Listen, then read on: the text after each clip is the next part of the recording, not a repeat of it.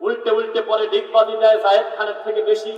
একেবারে কেউ যদি চুরি করে, অনেক বড় কাজ করছেন, মহৎ কাজ না খারাপ কাজ, এই খারাপ কাজ করার পরেও আপনি তাকে জাহান্নামী বলতে পারতেছেন না, কারণ হাত কাটার একটা বিধান আগে জমিনে আছে। কেউ যদি চোখ তোলে, চোখের বদলে চোখ তোলার শরীয়তে বিধান আছে, প্রথমে জাহান্নামের কথা নাই। কেউ যদি জমিনে জেনা করে, আল্লাহর এই মাটির উপরে সবচেয়ে ভয়াবহ বড় পাপ শিরকের পরে যে সিরিয়াল, তার ভিতরে প্রথম সিরিয়ালে হলো জেনা, ব্যভিচার। এই জেনাকারীর মুহূর্তের ভিতরে জাহান্নামের আলোচনা আল্লাহ করেন এই কোরআন হাদিসে। কেউ চ্যালেঞ্জ করলে হাত তোলেন নাই। আছে কি? যদি অবিবাহিত হয় তাহলে তোমরা 100 লাঠি মন মতো পিটাও, যাকে দিয়ে কে দিয়ে পিটাও না, একটা নিরপেক্ষ লোককে দিয়ে মারো, যাতে কোনো দয়ামা না আনে, মন মতো পিটাবে 100 লাঠি। এরপরে 1 বছরের জন্য জেলে ভরে দাও। জাহান্নামে যাবে কি যাবে না এই ব্যাপারে কোনো আলোচনা নাই। আল্লাহ দিলে যাবে, নাইলে না, তওবার ব্যবস্থা আছে। আর বিবাহিত যদি জেনা করে তাহলে তার দুনিয়াতে বাঁচার পথ নাই, কিন্তু সে বেঈমান কাফের না, তার বাঁচার পথ আছে। আল্লাহ তওবা করলে ক্ষমা করে দেবেন ইনশাআল্লাহ। বুক পর্যন্ত মাটির নিচে গাড়ি, সাইড থেকে ঢেল, পাটকেল, ইট পাথর যাই পান, মুখ টুক মারি একেবারে ভেঙে দেওয়া লাগবে, ধ্বংস একবারে মেরে দিতে হবে। শাস্তি কম না বেশি? এত বড় কঠিন শাস্তি হওয়ার পরেও আল্লাহ জাহান্নাম দিয়ে শুরু করে নাই, বলছে শাস্তি আগে তারপর কথা। আর ধর্মের ভিতরে একটা পাপ আছে, যেই পাপের নাম আরবিতে বলা হয় হলো বিদআত। কি বলছে বলেন একটু? মুক্তি মুরব্বীরা বুঝতেছেন আমার কথা? এই দুনিয়াতে একটা পাপ আছে, যেই পাপের নাম হলো বিদআত। যেই পাপ করার পরে আল্লাহ বলে নাই যে প্রথমে ধরে তাকে 2-4টা থাপ্পড় দাও, তা নাই। প্রথমে তাকে ধরে কানের উপরে 10টা পিটাও নাই। প্রথমে তার মাথার উপরে লাঠি দিয়ে পিটানি দাও, কিচ্ছু নাই। ডাইরেক্ট বলা আছে কুল্লা মুহদাসাতিন বিদআহ ওয়া কুল্লা বিদআতিন দালালা ওয়া কুল্লা দালালাতিন ফিন্নার। ধর্মের নামে, ইবাদতের নামে যা কিছু মানুষ আবিষ্কার করবে, ইতিপূর্বে ছিল না, ওই আমলটার নামই হলো বিদআত। প্রত্যেক বিদআতই গোমরাহি, আর প্রত্যেক গোমরাহির চূড়ান্ত শাস্তি জাহান্নাম। মাঝখানে কোনো শাস্তি পাইছেন নাকি? সোজা কি বলেন তো দেখি? জাহান্নাম। আর দুনিয়াতে একটা লাভ আছে, লাভটা হলো বিদআত মিশ্রিত কোনো ইবাদত আল্লাহর কাছে পৌঁছাবে না, আল্লাহ কবুল করবে না। ভাষা বোঝেন তো? এটা কি ছোট লাভ না বড় লাভ? দুনিয়াতে তার ইবাদত কবুল হবে না, আর মরার পরে আল্লাহর নবীর কাছ থেকে হাউজে কাউসারের পানি খাওয়ার কপাল তার হবে না। কি ছোট পাপি না বড় পাপি? তো এই পাপির ব্যাপারে আজকে আমরা আলোচনা করতে যাচ্ছি। আপনারা প্রস্তুত আছেন তো? তাহলে আমি আমার রবের নামে একটু তাকবীর দিয়ে দেখি সংখ্যায় যারাই আছেন, কিন্তু এনার্জি লেভেলটা কেমন আছে দেখি। লিল্লাহি তাকবীর, লিল্লাহি তাকবীর। আল্লাহ কবুল করুন, আল্লাহুম্মা আমিন। বেশি বেশি লিল্লাহি তাকবীর বলার চেষ্টা করবেন, নারায়ে না। যদিও নারাই তাকবীর শব্দটা ভালো মন্দ না, অর্থ খারাপ না, কিন্তু আমরা যে জাতি বলি নারায়ে, এর কোনো অর্থ নাই। এর মানে হলো জাহান্নাম বড় হোক, আগুন আরো জ্বলুক, আগুন তুমি বড়। নার মানে কি? এজন্য আমরা সন্দেহে যাব না। আমরা যখন তাকবীর দেওয়ার প্রয়োজন, আমরা বলবো লিল্লাহি তাকবীর, ডাইরেক্ট আমার রবের নামে তাকবীর দেবো। মনে থাকবে ইনশাআল্লাহ। যে কথা বলতেছিলাম, আমি কিন্তু মাহফিলে ওঠার পরপরই আমি একটা জিনিস প্রমাণ করছি। এই কদমডাঙ্গা, আটঘরিয়া সহ পাবনা জেলাতে সবচাইতে রমরমা মার্কেট হলো মিলাদের, দরুদের কোনো দাম নাই। বুঝে দিচ্ছেন নাকি? তো সমাজে বহু কিছু নাম করে ফেলছে, প্রসিদ্ধি লাভ করে ফেলেছে, কিন্তু সেটা রাসূলের সাথে কোনো সম্পর্ক নাই। এভাবে আমরা ধারাবাহিক আলোচনা করার চেষ্টা করবো ইনশাআল্লাহ। আরেকটু বুঝাই আপনাকে। মান আহদাসা ফি আমরিনা হাযা মা লাইসা মিনহু ফাহুয়া রাদ।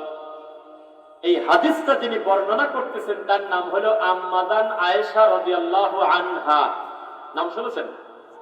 আল্লাহর এই মাটির উপরে সবচাইতে মহিলা শিক্ষিতা মহিলার নাম হলো আম্মাদান আয়েশা। এর থেকে দামি শিক্ষিত মহিলা পৃথিবীতে নেই। তিনি বলতেছে, কেউ কোনো আমল করলো, যে আমল আমার নবীর থেকে প্রমাণ পাওয়া যায় না, তা যত ভালোই দেখা যাক না কেন, তা বাতিল বাতিল বাতিল, প্রত্যাখ্যাত। এখন আমি আজকে বক্তব্য দেব সবার সামনে। প্রত্যেকটা মুরব্বীর মনে হবে যে উঠে চলে যাই, খালি ঘাট দ্বারা কথা বলে, আমাদের কোনো আমল মেলে না, সবই উল্টা বলে গেল। আপনি আগেই রাগ না করে আমাকে ঠেকানোর জন্য আপনি একটু চেষ্টা করেন যে এর বিপরীতে আপনি কোনো দলিল দিতে পারেন কিনা। যদি না পারেন তাহলে মেনে নেবেন, আর যদি পারেন তাহলে আমি সংশোধন হয়ে যাবে ইনশাল্লাহ। মুসলমানদের একটা বৈশিষ্ট্য বলে রাখি বক্তব্যের শুরুতে, ভালো শ্রোতার বৈশিষ্ট্য হলো সামিআনা ওয়া আতা'না, আল্লাহর কথা শুনবে আর বলবে আমি মেনে নিলাম। আর যারা মুনাফিক তারা বলে সামিআনা ওয়া আসাইনা, শুনলাম তবে মানবো না। আপনারা কি শুনবেন না মানবেন, না শুনবেন মানবেন না? মানবেন। সত্যি করে বলেন তো দেখি, জবাব আপনারা দিবেন। যেই যেই হুজুরদের আপনারা চেনেন, যেই যেই আলেমদের আপনারা চেনেন, যেই যেই বক্তাদেরকে আপনারা চেনেন, যেই যেই ইমামদেরকে আপনারা চেনেন, তার কাছাকাছি উঠা বসা করেছেন, এদের ভিতরে জর্দা দিয়ে পান খাওয়া হুজুরের সংখ্যা কম না বেশি? বুঝে শুনে বলবেন, আমি কিন্তু দায়িত্ব নিতে পারবো না, আপনি বলছেন। তাহলে বেশিরভাগ মানুষ জর্দাটাকে হালাল পণ্য বানায় নিয়েছে, নইলে হুজুর মানুষটা হারাম খাবে না, উনি হালাল মনে করেই খায়। একটা লোক যদি প্রতিদিন তার মাকে আর আব্বাকে কষ্ট দেয়, গালাগালি করে, লোকজন যখন ধরে যে তুমি বাপ মাকে কষ্ট দিচ্ছ কেন, তখন যদি সে বলে আরে এটা আমার মুখের কথা, ভিতরে ভিতরে বাপ মাকে খুবই ভালোবাসে,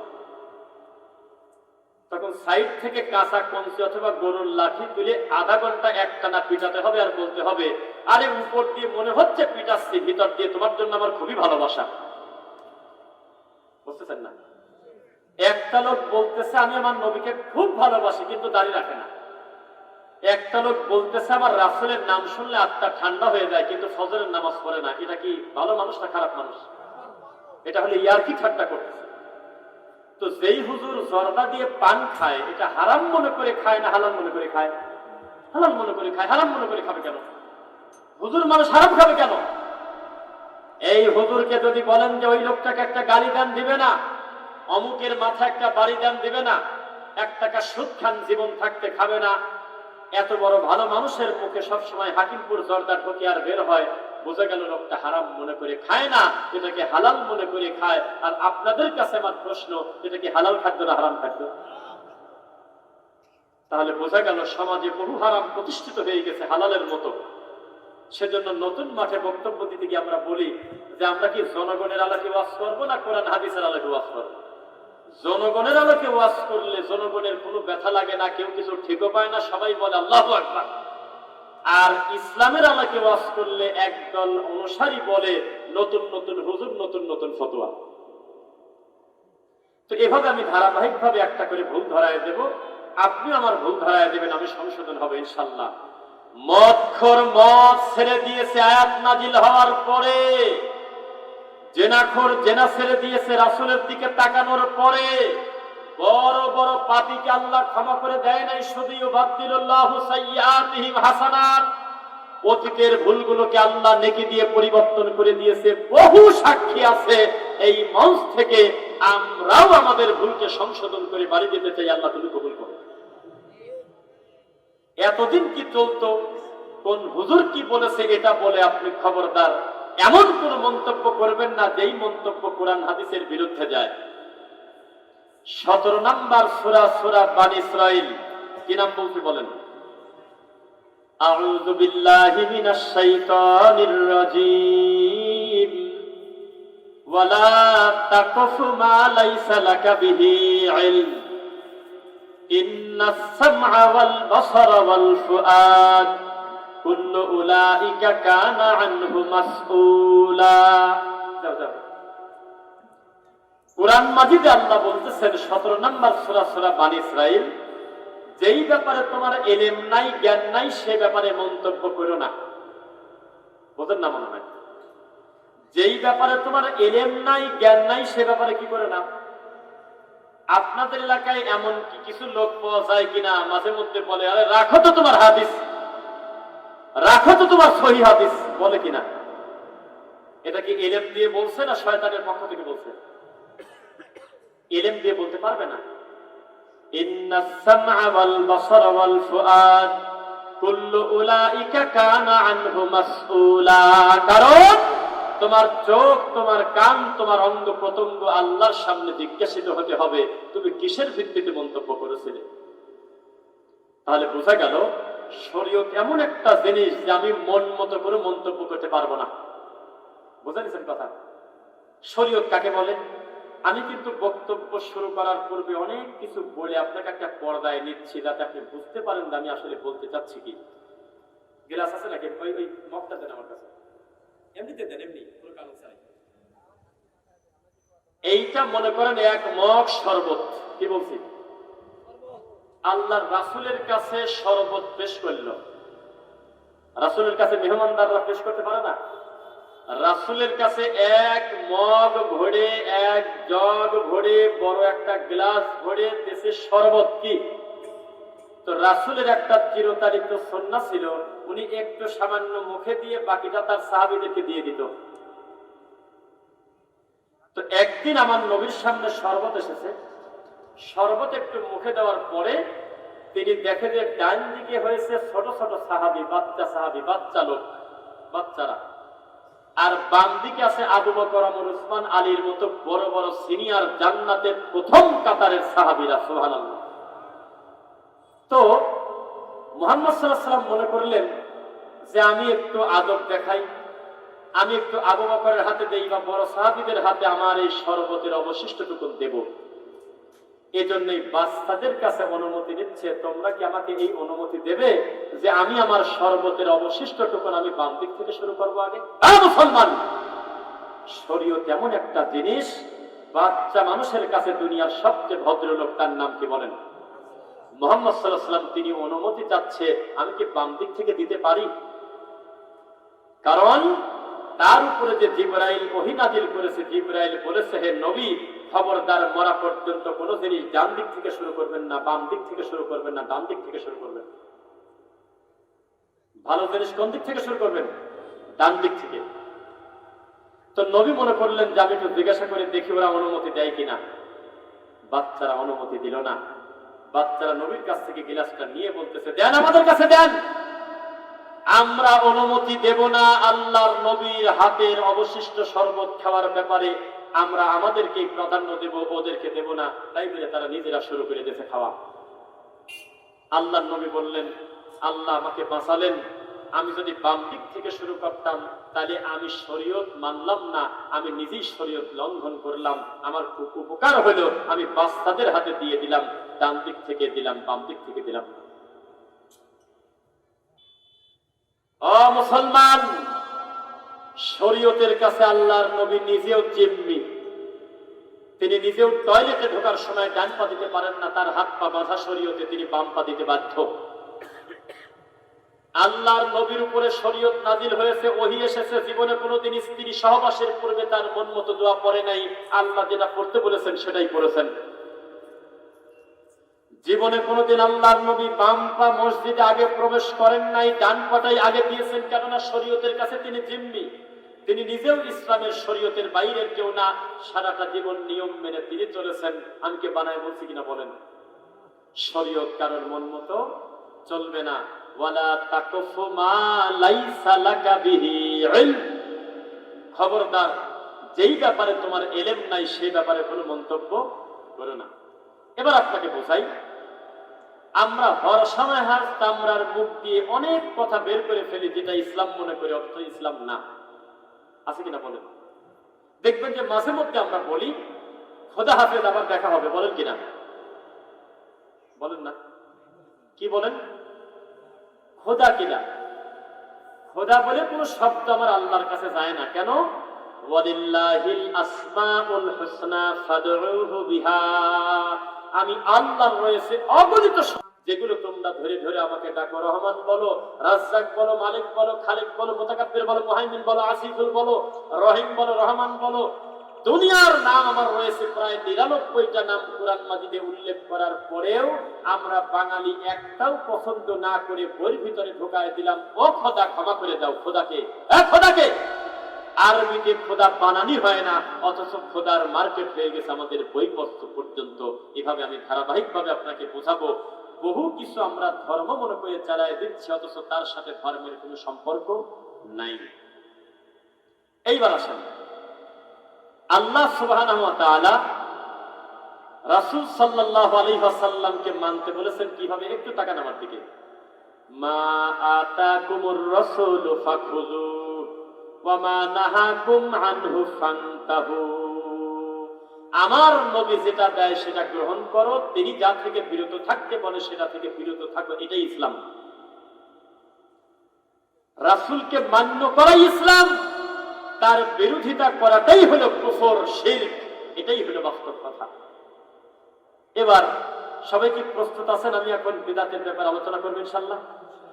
আমার মনটা ভরে যাবে যে আমার কথা সহ্য করতে না পেরে কোনো ভাই যদি বলে যে আপনার ভুল যাচ্ছে, এই দেখেন দলিল, ওই দলিলটা আমি মেনে নেব, এই মনসা আমি ওয়াদা করলাম। আর তারপরেও যদি আমি ভুল স্বীকার না করি, আমাকে গাছের সাথে বাঁধিয়ে রাখবেন, এর থেকে বড় কথা হয় না। তবে প্রতিটা কথা আপনি মনোযোগ দিয়ে শুনবেন, বিদআত কত ভয়ঙ্কর পাপ।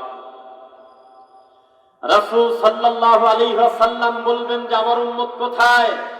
হঠাৎ করে তার একদল উম্মতকে তার কাছাকাছি আসার পরেও তার ঘাট ধরে ঘোরায় নিয়ে যাবে ফেরেশতারা। আমার নবী বললেন যে দাঁড়াও, আমি তাদের সাথে কথা বলবো, তাদের অন্যায়টা কি। অথচ তিনি সবচেয়ে দয়ার নবী। রাসূল সাল্লাল্লাহু আলাইহি ওয়াসাল্লাম যখন বলবেন যে দাঁড়াও, তখন নবী জানতেন যে ফেরেশতারা যেহেতু তাদেরকে ঘোরায় নিয়ে যাচ্ছে, এমনি এমনি তো নিচ্ছে না, আসলে তারা পানি খাওয়ার হকদার না জন্যই তো নিয়ে যাচ্ছে। আপনারা কি বলেন? এরপরেও নবী ডাকলেন যে দাঁড়াও দাঁড়াও, ওদের অন্যায়টাকে আমি শুনবো। আমার কাছ থেকে হাউজে কাউসারের পানি যদি কেউ একটু খায়, জান্নাতে ঢোকার আগ পর্যন্ত তার আর গলা শুকাবে না। বলেন সুবহানাল্লাহ। এই পানি আমি খেতে দেব, আমার মনে বড় আশা, আমার উম্মতের অন্যায়টা কি।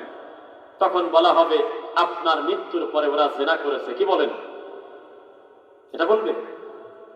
হ্যাঁ নবী, আপনার মৃত্যুর পরে তারা মানুষ হত্যা করেছে, কথা বলবে?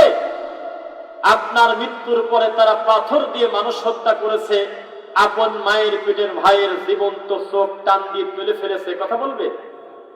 বড় বড় পাপের নাম না নিয়ে বলবে লিমান বাদদালা দীনি।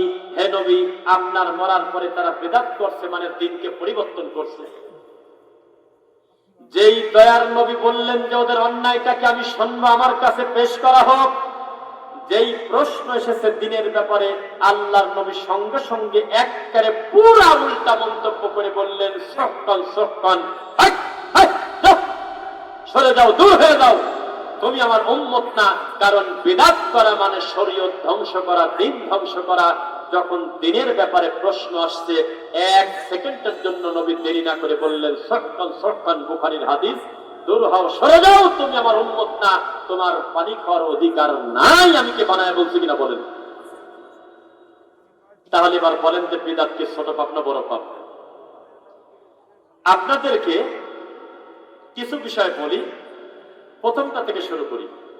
আজকের এই মাহফিলের শুরুতে কিছু বক্তা বলেছে অথবা বলবে, অথবা আমিও যদি বলতাম ইন্নাল্লাহা ওয়া মালাইকাতাহু ইউসাল্লুনা আলান নবী ইয়া আইয়ুহাল্লাযীনা আমানু সাল্লু আলাইহি ওয়া সাল্লিমু তাসলিমা, এই কথা বলে যদি আমি চা খাতাম, পুরা চা শেষ হয়ে যেত, তবু আপনারা বলতেন আল্লাহুম্মা সাল্লি আলা। এই কথা যদি আল্লাহর নবীকে অপমান করা না হয়, তাহলে আমি মিথ্যুক। কোন ভালো মানুষের বাচ্চা কোরআন হাদিস পড়তে গিয়ে কোন ইমাম যদি তাদের কলমে এই মিলাদের কথা লিখে ফেলে আর বলে যে কথা আল্লাহর নবী অথবা তার কোন সাহাবী জীবনে একদিন মুখ দিয়ে উচ্চারণ করে, সেটা যদি প্রমাণ হয়, তাহলে আমি পরবর্তী বছর এসে কান ধরে এই কদম ডাঙে এসে ক্ষমা চেয়ে যাব। আর আমি দায়িত্ব নিয়ে বলতেছি, এটা প্রতিষ্ঠাতা প্রিন্সিপাল হলে ইবলিস শয়তান। ওয়াযায়্যানা লাহুমুশ শাইতানু আমালাহুম, এই মিলাদটা যিনি আবিষ্কার করেছেন তিনি ইবলিস শয়তান। এটা সিটি গোল্ডের মতো চকচক করে, তার মার্কেট ভালো, বাজার ভালো। ছোটবেলায় মিলাদ হয়তো বাতাসা দিয়ে, এরপরে লোক কমে গেল, তখন আসলো আপনার হলো কি বলে পায়েস দিয়ে। এরপরে খিচুড়ি, এখন মারে গরু, হুজুরের 1000 টাকা, হুজুরের কণ্ঠ আবার মিষ্টি হতে হবে, এখানে জোশ থাকতে হবে, লোকজন দিয়ে আগরবাতি সুরমা দিয়ে অনেক আয়োজন করে এটাকে ইবলিস প্রতিষ্ঠিত রেখেছে। কারণ এইটা পড়লে যাবে জাহান্নাম, আর দরুদ পড়লে পাবে ক্ষমা, যাবে জান্নাত। এই জন্য ইবলিস চায় না যে সমাজে দরুদ প্রতিষ্ঠিত থাকুক, সে চায় হলো মিলাদ প্রতিষ্ঠিত হোক। ও মুসলমান, রাসূল সাল্লাল্লাহু আলাইহি ওয়াসাল্লাম বলেছেন, ও আমার বাচ্চারা, তোমরা আমাকে অনুমতি দাও, বাম পাশে আছে বড় বড় জান্নাতি সাহাবী সিনিয়র, আমি তাদের দিক থেকে আগে শুরু করি। অনুমতি কি দিছিল বলেন? অনুমতি দেয় নাই, কারণ তারা ভয় পাচ্ছিল আমার নবী যদি আজকে বাম দিক থেকে শরবত দেয় তাহলে শরীয়ত উল্টা হয়ে যাবে। জীবনে কোনোদিন শরীয়ত উল্টা হবে না, যা বলবে তাই থাকবে। আল ইয়াউমা আকমালতু লাকুম দীনাকুম ওয়া আতমামতু আলাইকুম নি'মাতি ওয়া রাদিতু লাকুমুল ইসলাম দীনা। আজকে দিন পরিপূর্ণ হয়ে গেল, কিয়ামত পর্যন্ত এই দিনের উপরে আল্লাহ সন্তুষ্ট, আর কোনদিন কোনো ওহী নাযিল হবে না। তার মানে আরো ভালো হয়েছে, খারাপ হয় নাই। মানে আমরা এমন কোন বিপদে পড়ব না যেই বিপদের সমাধান দেওয়ার জন্য আলাদা করে ফেরেশতা এসে আমাদের নাযিল করে ওহী দিতে হয়। আল্লাহর নবী থাকতে যেমন বিধান ছিল কিয়ামত পর্যন্ত একই থাকবে। ভালো হয়েছে না খারাপ হয়েছে? দিন পরিবর্তনকারীর শাস্তি বড় কঠিন। নবী বলেছেন, লাআনাল্লাহু মান আওয়া মুহদিসান, কেউ যদি কোনো বিদআত করে, বিদআতিকে সহযোগিতা করে, তার প্রতি আল্লাহর লানত, ওয়াল মালাইকাতি, ফেরেশতাদের লানত, ওয়ান নাসি আজমাইন, গোটা মানব জাতির লানত যে বিদআত করে, বিদআতিকে সহযোগিতা করে। কোন শয়তান বলেছে মা বোনদের নামাজ আর পুরুষদের নামাজের পার্থক্য 14টা? সেই অসভ্য ধর্মকে বিকৃত করেছে। আল্লাহর নবী বলেছে, সল্লু কামা রাআইতুমুনি উসাল্লি, ওইভাবে নামাজ পড়ো যেভাবে আমাকে পড়তে দেখো। আল্লাহর কসম 1, আল্লাহর কসম 2, আল্লাহর কসম 3। আমার নবী জীবনেও কোনোদিন বলে নাই, ও পুরুষ সাহাবীরা তোমরা আমি নবীর মতো নামাজ পড়ো, আর মহিলারা আয়েশার মতো নামাজ পড়ো। কেননা আল্লাহর মাটির উপরে সবচেয়ে শিক্ষিত মহিলার নাম হলো আয়েশা। জীবনেও কোনোদিন বলে নাই। আল্লাহর নবী বলেছে, আমাকে যেভাবে নামাজ পড়তে দেখো সেভাবে পড়ো। মহিলা মানুষের রুকুর সাথে আমাদের রুকু মেলে না, সিজদার সাথে সিজদা মেলে না, হাত বাঁধার সাথে হাত বাঁধা মেলে না, কোনো কিছু মেলে না। কে জানি শয়তানি করে বলে দিয়েছে হালকা একটু মাথা একটু নাড়াচাড়া করলে রুকু হয়ে যাবে, সিজদায় যখন যাবে একেবারে হাত পা পিছায় দেবে, নামাজে যখন দাঁড়াবে 2 পা জমা ধরে দাঁড়াবে। এই সমস্ত কথা তৈরি করেছে ইবলিস শয়তান। আল্লাহর নবী থেকে কোনো প্রমাণ নাই। 2টা ব্যতিক্রম আছে। 1, ইমামতি যদি করতে যায় মহিলাদের আলাদা কাতার হবে না, একই কাতার থাকবে। 2, মুসল্লির ভুল গেলে পুরুষরা যেমন তাকবীর তাসবিহ পড়বে, মহিলারা তা পড়বে না। মহিলারা হাতে হাতে তালি দিয়ে সংশোধন করে দেবে, মুখ দিয়ে কথা বলবে না। আর আদায়গত কোনো পার্থক্য নাই। কোনো বাপের পেটা থাকলে হাত তুলে বলেন, আমি প্রমাণ দিয়ে যাই। ও মুসলমান, আমরা বক্তব্য দিতে গেলে আমাদের কিছু ঠান্ডা হুজুররা আমাদেরকে বলে আমরা নাকি সমাজে ফিতনা করি, আমরা নাকি ছোটখাটো ব্যাপারে বক্তব্য দেই। তাদেরকে বলে দিয়েন, আল্লাহর হকে সবচেয়ে দামি ইবাদতের নাম হলো নামাজ। এই নামাজকে তোমরা ক্ষত বিক্ষত করেছো বিদআত দিয়ে। এই নামাজের মতো গুরুত্বপূর্ণ ইবাদত কোনোদিন ছোটখাটো ব্যাপার হতে পারে না, ঠিক কিনা বলে? মুসলমান, এমন একটা জাতি আমরা, যেই জাতি উল্টা বোঝাটাই হলো আমাদের নীতি। বিশ্বাস করেন, আগের দিনে জমি বিক্রি হতো মুখের কথার উপরে, বিয়ে হইতে হলো মুখে মুখে। এখন রেজিস্ট্রি খাতা ছাড়া বিয়ে হয়? কথা বলে না কেন?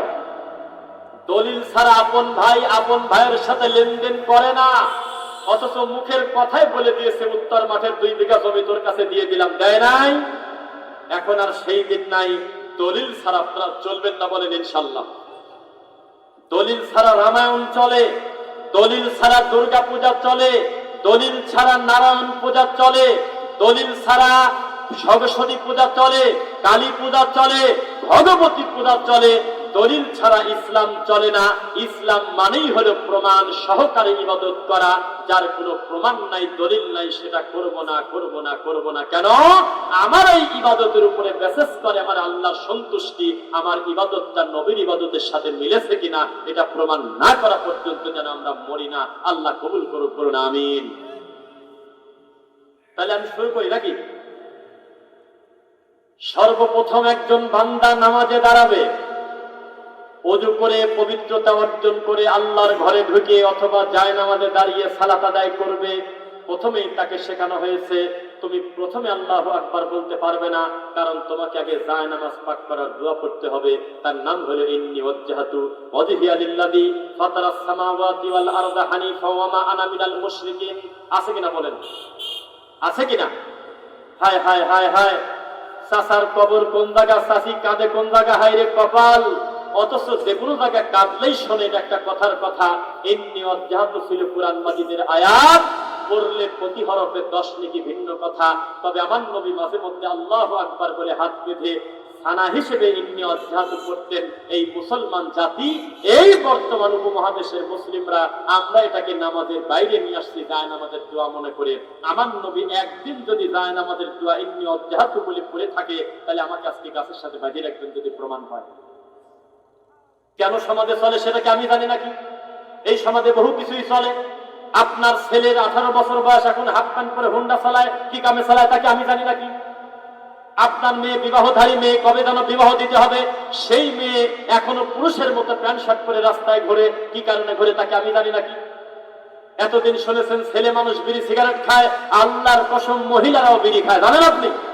কি কারণে খায় সেটাকে আমি জানি নাকি? এই সমাজে বহু পাপ হচ্ছে, এটা আমার অনুমতি নিয়ে হচ্ছে না। ঠিক তেমনি ইন্নী ওয়াজ্জাহাতু জায়নামাজের দোয়া মনে করে ঢুকে গেছে। কিভাবে ঢুকে গেছে সেটা আমার বলার দরকার নাই, তবে নবীর নামে মিথ্যা কথা বলা এই কথাই ঠিক। কে জানি বলেছে নাওয়াইতু আন উসাল্লি লিল্লাহি তাআলা রাকাতাই সালাতিল ফজর ফরদুল্লাহি তাআলা ইক্তদাইতু বিহাদাল ইমাম মুতাওয়াজ্জিহান ইলা জিহাতিল কাবাতিশ শরীফাতি আল্লাহু আকবার। আমার নবীর একটা শব্দ দেওয়া না, পরবর্তীতে মানুষ শয়তানি করে বানিয়েছে। আল্লাহর নবী বলেছে সালাতের প্রথম শব্দ হবে আল্লাহু আকবার, এর পূর্বে মুখ দিয়ে কোনো শব্দ বের হবে না। নিয়ত হলো ভিতরের ব্যাপার, অন্তর থেকে ইচ্ছা পোষণ করবে। কে শোনে কার কথা? রাগ করলেন মনে হয় না? তাহলে তো নরম করে বলি। মুসলমান, এই সামাজিক ধর্মীয় জাহিলিয়াত কি পর্যায়ে গিয়েছে যদি আমি প্রমাণ করি। আমার মুখামুখি আপনার যত হুজুর বসবে, প্রত্যেকটা হুজুর মাথা নিচু করে থাকতে বাধ্য হবে, আর আশেপাশে বিষের বোতল খুঁজবে যে আমি হজম করতে পারতেছি না, বিষ খেয়ে মরে যাবো। এই অসভ্য হুজুররা কেন তোমার খুতবায় বলে না আপনার বাপ মরে গেছে, আপনি দোয়া করেন, পকেটের টাকা খরচ করে দান সাদাকা করেন? কেন মাদ্রাসার নিরীহ হাফেজ বাচ্চাদেরকে নিয়ে এসে এই মরা লাশের সামনে কোরআন পড়তে হবে? এই নীতি আমার নবী শিক্ষা দেয় নাই। এই হুজুর মুখ দিয়ে বলে না কেন? ও মুসলমান, মরা মানুষকে কেন্দ্র করে আপনাদের এলাকায় কোলখানি ছাত্র আছে কিনা, মৌতিখানা আছে কিনা বলেন? এর থেকে নোংরামি, বেহায়াপনা, বর্বর, অসভ্য নীতি, এর থেকে অমানবিক কোন কুকাম পৃথিবীতে হতে পারে না। যে একটা লোক মরে গেল, চিরদিনের জন্য তাকে দাফন করলাম, গোটা পরিবার শোকাহত। স্বামী মারা গেলে স্ত্রী শোক পালন করবে কয়দিন? এক কথা বলেন না কেন? 4 মাস 10 দিন। এত বড় দামি প্রিয় মানুষটা কবরে চলে গেল, আর এই কদমডাঙ্গার মানুষ আমরা বলতেছি একটা গরু নিয়ে এসে মারি খাওয়া দাও, আমরা দোয়া করে দেই। অথচ ভালো মানুষের বাচ্চার উচিত ছিল নিজের বাড়ি থেকে খিচুড়ি রান্না করে ওই বাড়িতে দিয়ে আসা। কেননা আল্লাহ তাদেরকে অনুমতি দিয়েছে শোক পালন করবে কয়দিন? 3 দিন শোক পালন করবে। ডিম ভেজে নিয়ে, মাছ রান্না করে, মুরগি দিয়ে, খাবার দিয়ে, চাউল দিয়ে সহযোগিতা করবে। ওই বাড়িতে গিয়ে বলবে আপনারা এখন রান্না করার পরিস্থিতিতে নাই, আপনারা কষ্ট করে আমাদের খাবারটা গ্রহণ করেন। এটা হলো ভালো মানুষের বাচ্চার কাম। আর ছোট লোকের কাম হলো বাপ মরে গেছে আমারে খাওয়ালো না। এর থেকে নোংরামির কিছু নাই। এই কুকাম হিন্দু থেকে এসেছে, এই নোংরামি ইহুদি খ্রিস্টানদের ভিতরেও নাই। এখনো হিন্দুরা মনে করে বাপ মরার পরে আমাদেরকে আগে কাককে খাওয়াতে হবে, আগে ফকির মিসকিনকে খাওয়াতে হবে, এরপরে আমরা খাবো, তাছাড়া আমার বাপ স্বর্গে যাবে না। আর মুসলমানের বাচ্চা সাধ্য নামক খয়রাত নামক কুলখানি আবিষ্কার করেছে। কোন বাপের বেটা আমার মুখামুখি যদি প্রমাণ করে আল্লাহর নবী জীবনে কোন সাহাবীর কুলখানি করেছে, এই সবার সামনে আমাকে আপনারা ধরে পিটাবেন। এই নোংরামি কবে বন্ধ হবে? কে চালু করেছে সে চিন্তা আমার দরকার নাই। বিশ্বাস করেন, আজকের এই বক্তব্যের পর যদি আপনার মরা বাপের নামে কুলখানি করেন অথবা কোনো মৌতিখানা খান, আপনি মুনাফিক, আপনি মুনাফিক, আপনি মুনাফিক। একদিন যদি মরা মানুষের বাড়িতে গিয়ে কুলখানির এই খাবার খেয়েছেন, আপনি অসভ্য, আপনি অমানবিক লোক, আপনি একটা অসভ্য লোক। তার জন্য দোয়া করতে হবে, তার বাড়িতে খাদ্য পৌঁছাতে হবে, তার বাড়িতে গিয়ে তার খবর নিতে হবে। কথা আল্লাহর নবী বলেছে আর শয়তান বলেছে তাড়াতাড়ি মানুষ ডাকি নিয়ে এসে গরু ছাগল মুরগি খাওয়া। আর একবার যদি লবণ কম হয় তোর জায়েদ বংশ ধুয়ে দিচ্ছে, খাওয়ার সময় দেয় বলে সবই ভালো, লবণ কম হয়েছে।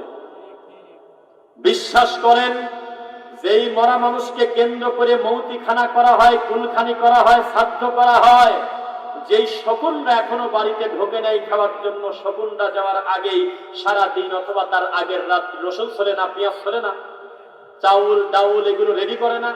বিশ্বাস করেন, সিসিটিভি ফুটেজ লাগায় দেখবেন, যার উদ্দেশ্য করে মৌতিখানার আয়োজন করা হবে তার নামই কেউ মুখে নেয় না। কেউ বলে ডাল, কেউ বলে চাল, কেউ বলে মরিচ, কেউ বলে কোথা থেকে গিটে করিডার আনবো, কোথা থেকে চেয়ার আনবো, মরিচটা যাতে ঠিক মতো হয়, বাবুর্চি ঠিক মতো আছে কিনা, এই সব আলোচনা হয়। ওই বাড়িতে মরা মানুষের কোনো আলোচনাই নেই।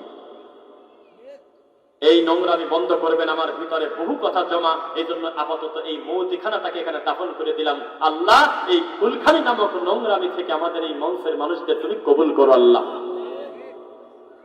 এখন আপনারা খালি আমাকে একটু বলেন, মুরব্বীরা বিশেষ করে, আমার এই বক্তব্যের পর থেকে মরা পর্যন্ত কোন মরা মানুষের বাড়িতে শকুনের মতো এই কুলখানি খাওয়া শ্রাদ্ধ খেতে যাবেন কারা কারা? হাত করে যাবেন?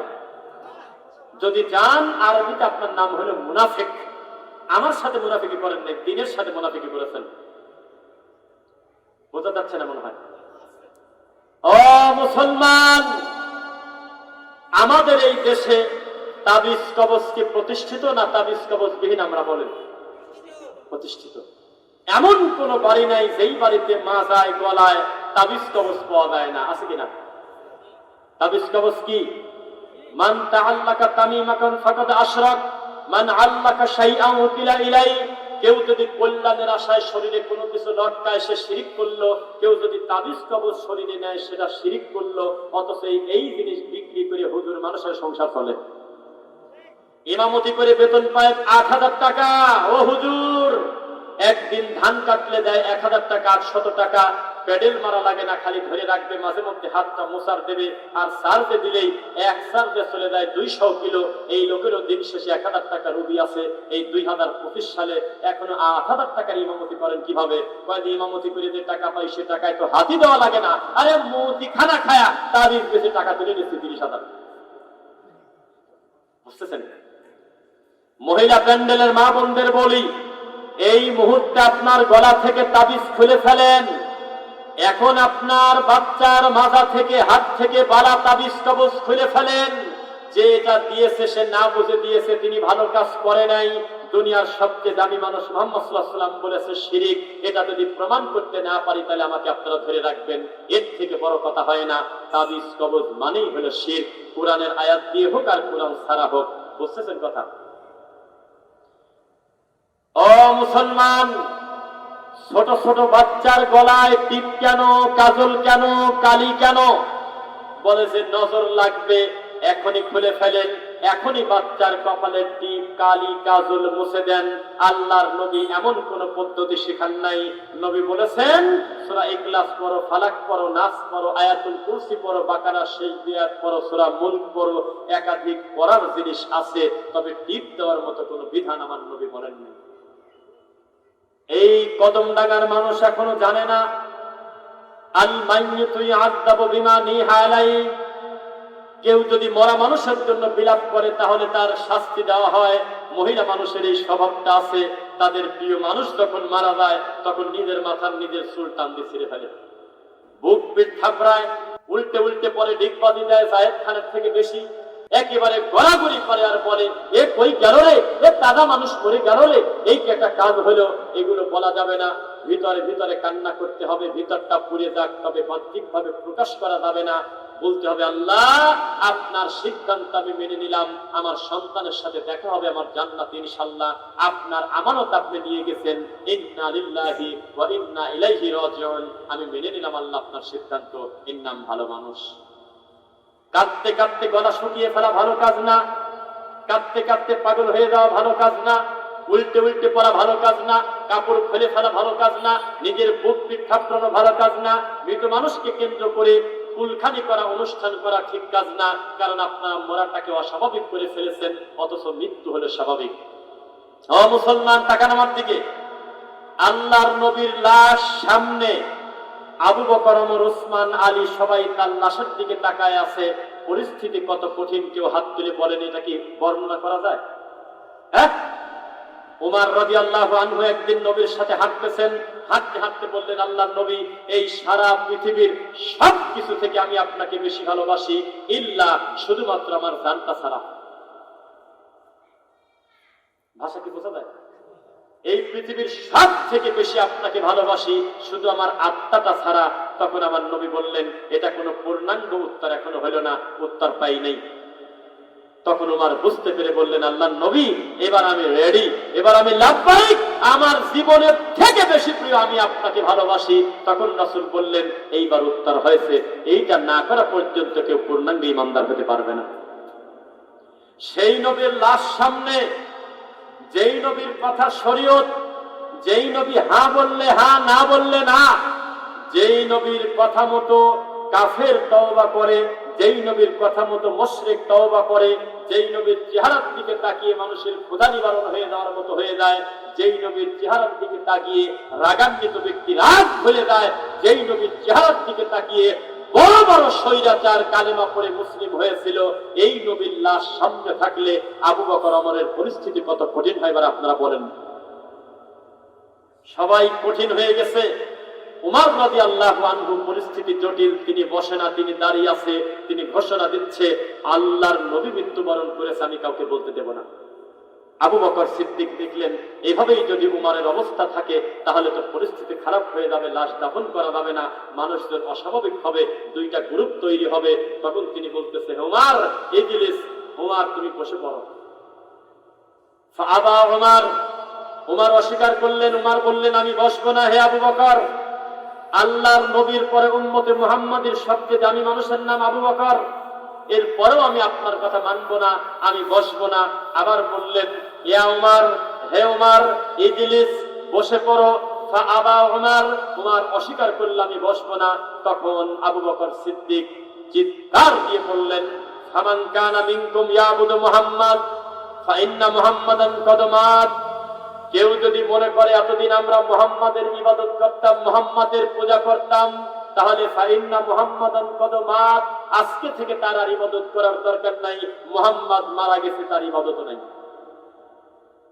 ওমান কানা ইয়াবুদুল্লাহ, আর যদি কেউ এতদিন আল্লাহর ইবাদত করে থাকো, ফাইন্নাল্লাহা হাইয়্যুন লা ইয়ামুত, তাহলে তোমরা জেনে রাখো মুহাম্মদ মারা গেছে, তবে মুহাম্মাদের আল্লাহ মারা যায় নাই, আল্লাহ আগে যেমন ছিল এখনো তেমন আছে।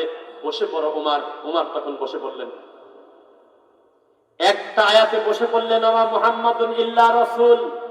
আর এই মুসলমান 50 বছর তাফসীরুল কোরআন মাহফিল শুনে এখনো মেয়ের সম্পত্তি ছেলেকে লিখে দেয়। এই মুসলমান 50টা বছর তাফসীরুল কোরআন মাহফিল শুনেছে, এখনো কোরআনের আয়াত দিয়ে তাবিজ করে গলায় নেয়। এই মুসলমান 40টা বছর তাফসীরুল কোরআন মাহফিল শুনেছে, এখনো জর্দা দিয়ে পান খায়। এই জাতির কতটুকু কল্যাণ হবে আপনি আমাকে একটু বলেন। আসল যে ওয়াজ এখনো কিতাবেই পড়ে আছে, আপনাকে আমি কতদূর বোঝাতে পারবো জানি না। আমি জানি আপনাদের সন্তুষ্টি নিয়ে আজকে বাড়ি যেতে পারবো না, অসন্তুষ্টি নিয়ে যেতে হবে, তবু আমি সমাজে প্রচলিত বিদআত বলতেই থাকবো ইনশাআল্লাহ। বোঝা কি যাচ্ছে? বিদআত ছোট পাপ না বড় পাপ? এটাকে যদি কেউ মনে করেন যে দরকারি না, তাহলে আপনি অসুস্থ মানসিক রোগী।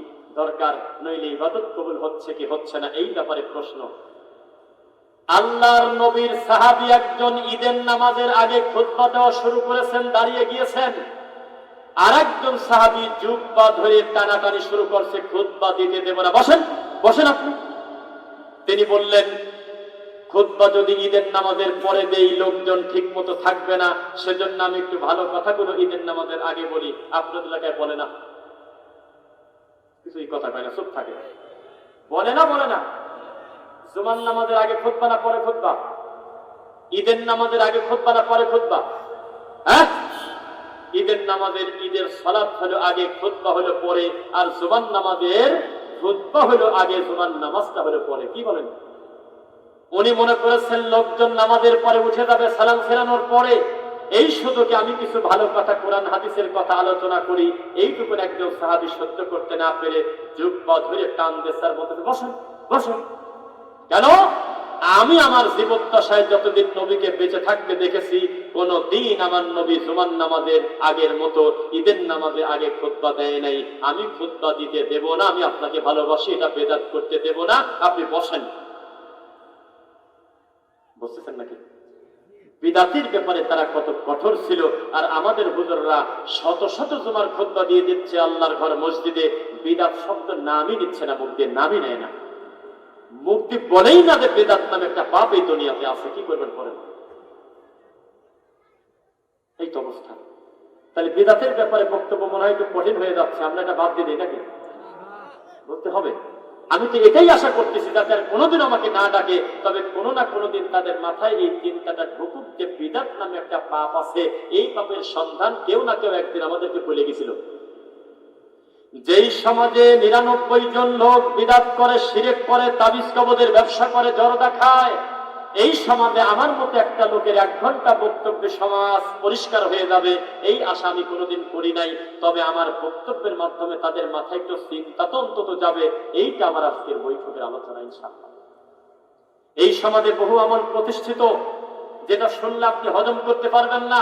এই গ্রামে শতকরা ১০০টা মরা মানুষকে মাটি দিচ্ছে, মিনহা খালাকনাকুম ওয়া ফিহা নুঈদুকুম ওয়া মিনহা নুখরিজুকুম তারাতান উখরা বলে।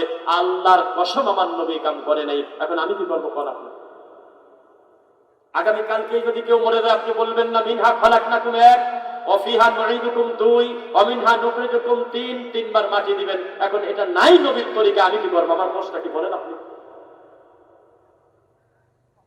মরা মানুষের কবরে খেজুরের ডাল গাড়ে এবং খেজুরের ডালটা মাঝখান থেকে ভেঙে দেয়, দেয় কিনা? এটা নবীর তরিকা না। এখন না আমি কি পারবো এটা আপনার দিলে বলেন আপনি, ঠেকান আমাকে। চারপাশে ৪টা কুল পরে কাফিরুন, ইখলাস, ফালাক, নাস, এরকম কোন কথা নবী বলে নাই, কিন্তু সমাজে প্রতিষ্ঠিত হয়ে গেছে। কেন হয়েছে তাকে আমি জানি নাকি? আপনাদেরকে বলতে হবে রাসূল সাল্লাল্লাহু আলাইহি ওয়াসাল্লামের সুন্নাতি আমলটা নেবেন নাকি বিদআতি আমল নেবেন, কোনটা একটু বলেন। এই মাশাআল্লাহ, যাচ্ছেন ভালোটা কিন্তু করেন মন্দটা, এটা কি হবে বলেন? ও মুসলমান, এইবার আর আমি নিজে কিছু বলবো না, আমি একটা বড় মানুষের নাম মুখ দিয়ে বলে তার নাম দিয়ে বলবো, যাতে আমার কোনো দোষ না হয়, যাতে কেউ আমাকে কিছু বলতে গেলে ঠেকে যায়। আমার মতো রফিক বিন সাইদ ১০০১ জায়গা করলে যত জনপ্রিয় হবে না, তার থেকে বড় জনপ্রিয় একজন আলেমের নাম মুখ দিয়ে বলতেছি, তার নাম মাওলানা দেলোয়ার হোসেন সাইদি রাহিমাহুল্লাহ। মিথ্যা না সত্য? ও মুসলমান, আজকে আমার কথাটা আপনার শক্ত লাগতেছে, অথচ মাওলানা দেলোয়ার হোসেন সাইদি রাহিমাহুল্লাহ চট্টগ্রামের মতো জায়গায়, যেখানে শিরক বাদ দিলে কিছু থাকে না, মিনিটে মিনিটে মরা মানুষকে পূজা করে, মিনিটে মিনিটে খানকা পূজা করে, পীর পূজা করে, ঠাকুর পূজা করে, মরা মানুষের কাছে ছেলে সন্তান চায়, এত বড় জঘন্য মাজার পূজা, শিরক পূজার সেন্টারে গিয়ে উনি চিৎকার দিয়ে বলেছিলেন, পৃথিবীর কোন শাহজালাল, কোন শাহপরান আমাদের ৪ পয়সার উপকার করতে পারবে না, আল্লাহ ছাড়া আমাদের কেউ কোনো উপকার করতে পারবে না। বলছিল নাকি? সেদিন আপনি কোথায় ছিলেন? যেদিন এই বাংলাদেশের মানুষের সবচেয়ে বড় হুজুরের নাম ছিল তোফাজ্জল বৈরাগী, সারাদিন নোংরা গল্প বলতো, ধর্মের নামে সব মিথ্যা কথা বলতো। এই দেশে কঠিন পরিস্থিতিতে সাইদি সাহেব বলেছিলেন, তাবিজ কবজ যাদের গলায় আছে এখনই টান দিয়ে খুলে তাড়াতাড়ি পানিতে ফেলে দেন। সেদিন আপনি কোথায় ছিলেন? আমি আজকে বক্তব্যে প্রমাণ করব, অধিকাংশ মানুষ অভিনয় করে সম্মানী মানুষকে ভালোবাসার নামে, অথচ তাকে ভালোবাসে না। মাওলানা দেলোয়ার হোসেন সাঈদী রাহিমাহুল্লাহকে অন্তর থেকে সত্যি ভালো যারা বাসে তারা হলো আমরা। আপনারা মিথ্যাবাদী, আপনারা ধোঁকাবাজ। সাঈদী রাহিমাহুল্লাহর নাম শুনে, মৃত সাঈদীর নাম শুনে যদি কিন্তু টাকনুর উপরে কাপড় পরবে না। আমাদের এই দেশে জীবন দেওয়া সহজ, ফজরের নামাজ জামাতে পড়া কঠিন। আমাদের এই দেশে সাঈদী সাহেবের নাম নিয়ে এই মানুষটা জীবন দিতে প্রস্তুত, কিন্তু দাড়িটা একটু বড় করতে প্রস্তুত না। তার মুখের দাড়ি আজ 30 বছর আগে থেকে দেখতেছি হলো দাঁত পরিষ্কার করা ব্রাশের মতো পারে না, মাঝে মধ্যে কমে যায়। এই তো তারা বলে সংসদে দিন কায়েম করবে, এই তো ইসলাম বুঝেছে। তাদের প্রথম শ্রেণীর প্রথম সিরিয়ালের 10 জনের 8 জনের মুখেই আমার নবীর তরিকায় দাড়ি নাই, অথচ সাঈদী রাহিমাহুল্লাহর নাম ভাঙিয়ে খাচ্ছে। সাঈদী সাহেবের দাড়িটা কেমন ছিল একটু মুক্তি বলেন, আমি শুনি। সাঈদী রাহিমাহুল্লাহ বলেছিলেন মিলাদ করা যাবে না, এটা বিদআত। এই কথা বলেছিলেন সিলেটের মাটিতে আজকে থেকে প্রায় 32 বছর আগে। এই বেদাতিরা কত অসভ্য আজও পর্যন্ত এই সম্মানী মানুষটার কথা মেনে নেয় নাই। কাকে কি বলবেন? সাঈদী সাহেব বলেছিলেন মৃত্যুর অন্তত 25 বছর আগে, ও আমার শ্রোতারা, মাইকে কথা বলা যাবে না, আর আছে 3 মিনিট, আর আছে 5 মিনিট, আর আছে 10 মিনিট, তাড়াতাড়ি ওঠেন, সাহারি খেয়ে নেন, এই কথা বলা যাবে না। এই প্রত্যেকটা দলিল কিন্তু তার বক্তব্য আমাদের মোবাইলে আছে, আপনারা শুনেছেন। তিনি বলেছে বলা যাবে না, আল্লাহর ঘরের মাইকে আল্লাহর নামের আযান হবে, আপনারা মসজিদের মাইকে কখনো সাহারিতে ডাকাডাকি করবেন না। এই জাতি আজও পর্যন্ত এই কথা মানে নাই, কিন্তু সাঈদী সাহেবের নাম শুনলে হু হু করে কাঁদে। এই জাতি কোন সাঈদীকে মানে আমরা জানি না। সাঈদী রাহিমাহুল্লাহর আকীদা ছিল আল্লাহ উপরে, আরশের উপরে আল্লাহ, সর্বত্র বিরাজমান, আল্লাহ সব জায়গায় আছে। এই আকীদা লালন করে তারা হলো হিন্দু। এই কথা সাঈদী সাহেব স্পষ্ট করে বলেছে আজকে থেকে প্রায় 25 বছর আগে। এখনো পর্যন্ত এই জাতি মানল না, তার মানে তার নাম ভাঙিয়ে শয়তানি করে খাচ্ছে। সাঈদী রাহিমাহুল্লাহ বলেছিল মহিলা প্যান্ডেল থেকে প্রশ্ন এসেছে, দিনের বেলা মাহফিল, সম্ভবত পাবনা দারুল আমান ট্রাস্ট অথবা অন্য কোন জায়গা। তিনি প্রশ্ন করেছে একটা মহিলার নাম ছিল ফাতেমা। মহিলা বলেছে আমাদের এই দেশে 5 ওয়াক্ত ফরজ নামাজের পরে এতদিন আমরা সম্মিলিত মুনাজাত করে আসতেছি, ইদানিং শুনতেছি নামাজের পরে সকলে মিলে হাত তুলে মুনাজাত করলে নাকি বিদআত হবে, আপনি কি বলেন? তখন সাঈদী সাহেব মুস্কি হেসে সুন্দর করে জবাব দিয়েছিলেন, হ্যাঁ বোন, আপনি ঠিকই বলেছেন, আসলেই এই আমলটা নবী করে নাই, তার কোনো সাহাবী করে নাই, এই জন্য এটা করা উচিত না। আমরা বসে বসে নবীর তরিকায় দোয়া পড়ব। আমি কি বানায়া বলছি? তাহলে আমি আর নতুন কথাই মাঠে কি বলতে আসলাম? আমি শুধু প্রমাণ করতে আসছি আমরা কত বড় মুনাফিক। আমরা হুজুরদের নাম ভাঙিয়ে চলি, আমরা বড় বড় আলেমের নাম শুনলে আবেগ দেখাই, অথচ তাদের ভালো কথা মানি না। মানি হলো আমাদের বাপ দাদার আর হিন্দুদের। বুঝতেছেন নাকি? এই কথা বলে কে চাইলে শোনেন, আমরা কিন্তু একটা মাহফিলে আসার আগে আমাদের একটা প্ল্যান থাকে কিনা? এখানে মঞ্চ আমাকে তুলে দিবেন আর আমি ইনসাফ করব না, কথা বলবো না, তা কিন্তু হতে পারে না। আজকের বক্তব্য একটু কঠিন হলেও আজকের কথাগুলো শুনে যাবেন ইনশাল্লাহ। বোঝা যাচ্ছে? ও মুসলমান, আজকে থেকে প্রায় 30 থেকে 35 বছর আগে সাঈদী রাহিমাহুল্লাহ বলেছিলেন শবে বরাতের রুটি হালুয়া করা যাবে না, শবে বরাত কোনো পালনীয় দিবস নয়। আমরা আগে না বুঝে পড়েছি এটা কোনো দিবস না। সেদিন আপনি কোথায় ছিলেন? সাঈদী সাহেব এক সময় তাকে প্রশ্ন গেল, আপনি তো সিলেটে এক সময় মিলাদ করেছেন, কিয়াম করেছেন, এখন আপনি করেন না কেন? তিনি বললেন আমার সামনে দলিল স্পষ্ট হয়ে গেছে, মিলাদ করা যাবে না, বিদআত, এজন্য আমি পরিত্যাগ করেছি। তার অন্তরটা ছিল বিশাল, সত্য তার কাছে আসার সাথে সাথে তিনি মেনে নিয়েছিলেন। কিন্তু তাকে যারা অনুসরণ করে, ভালোবাসে, নাম ভাঙিয়ে খায়, এরা অধিকাংশ মুনাফিক, মিথ্যুক, ভণ্ড। সাঈদী সাহেব আজকে থেকে প্রায় 30 বছর আগে হাত ধরে উঁচু করে বলেছিলেন নামাজ, উম্মতেরা নামাজ, এই নামাজ আমাদের অনেকেরই হয় না। এই নামাজটা যদি শুদ্ধ করতে চান নবীর তরিকায়, নাসিরউদ্দিন আলবানীর সালাতুর রাসূল বইটা পড়বেন। এই অসভ্য বেদাতি আজও পর্যন্ত জীবনে খুলে দেখলো না। তার দলের অনুসারীরা কোনোদিন দেখলাম না মাঠে ময়দানে এসে ওই আল্লামার গ্রুপরা, তিনতলা টুপিওয়ালারা কোনোদিন একটু তাকবীর দিয়ে বলল আমরাও সাইদি সাহেবের ওই কথাকে সমর্থন জানালাম, নামাজ পড়তে হবে নবীর তরিকায়, রাসূলের তরিকায়, নামাজ না পড়লে নামাজ হবে না। আপনারাও সালাতুর রাসূল বইটা পড়ে দেখবেন। একটা মুনাফিক সাহেব বলে না, প্রত্যেকের টার্গেট হলো ফেব্রুয়ারির ভোট। আমি যতগুলো বক্তব্য দিয়েছি কাছাকাছি সময় 2-4 বছরে, আজকেই সবচেয়ে নরম বক্তব্য দিচ্ছি। আপনি আমার বাকি বক্তব্য খুলে দেখেন। বক্তব্য দিচ্ছি আর ভাবতেছি আরো কত নরম করে বলা যায়, কি করবো নতুন মাঠ। এই জাতি মুনাফিক, এই জাতি ধর্মের নামে নোংরামি করে চলে, সত্যকে মানে না, প্রত্যাখ্যান করে। যেই যেই কথা আজকে আমি বললাম হুবহু এই কথাগুলো অনুবাদ করে আজকে থেকে বহু আগে তাদের পছন্দের বক্তা বলে গেছে, তা মানে না। কিভাবে কি বলবেন বলেন? কি কাকে কি বোঝাবেন? ও মুসলমান, আল্লাহর হকে সবচেয়ে দামি ইবাদত সালাত।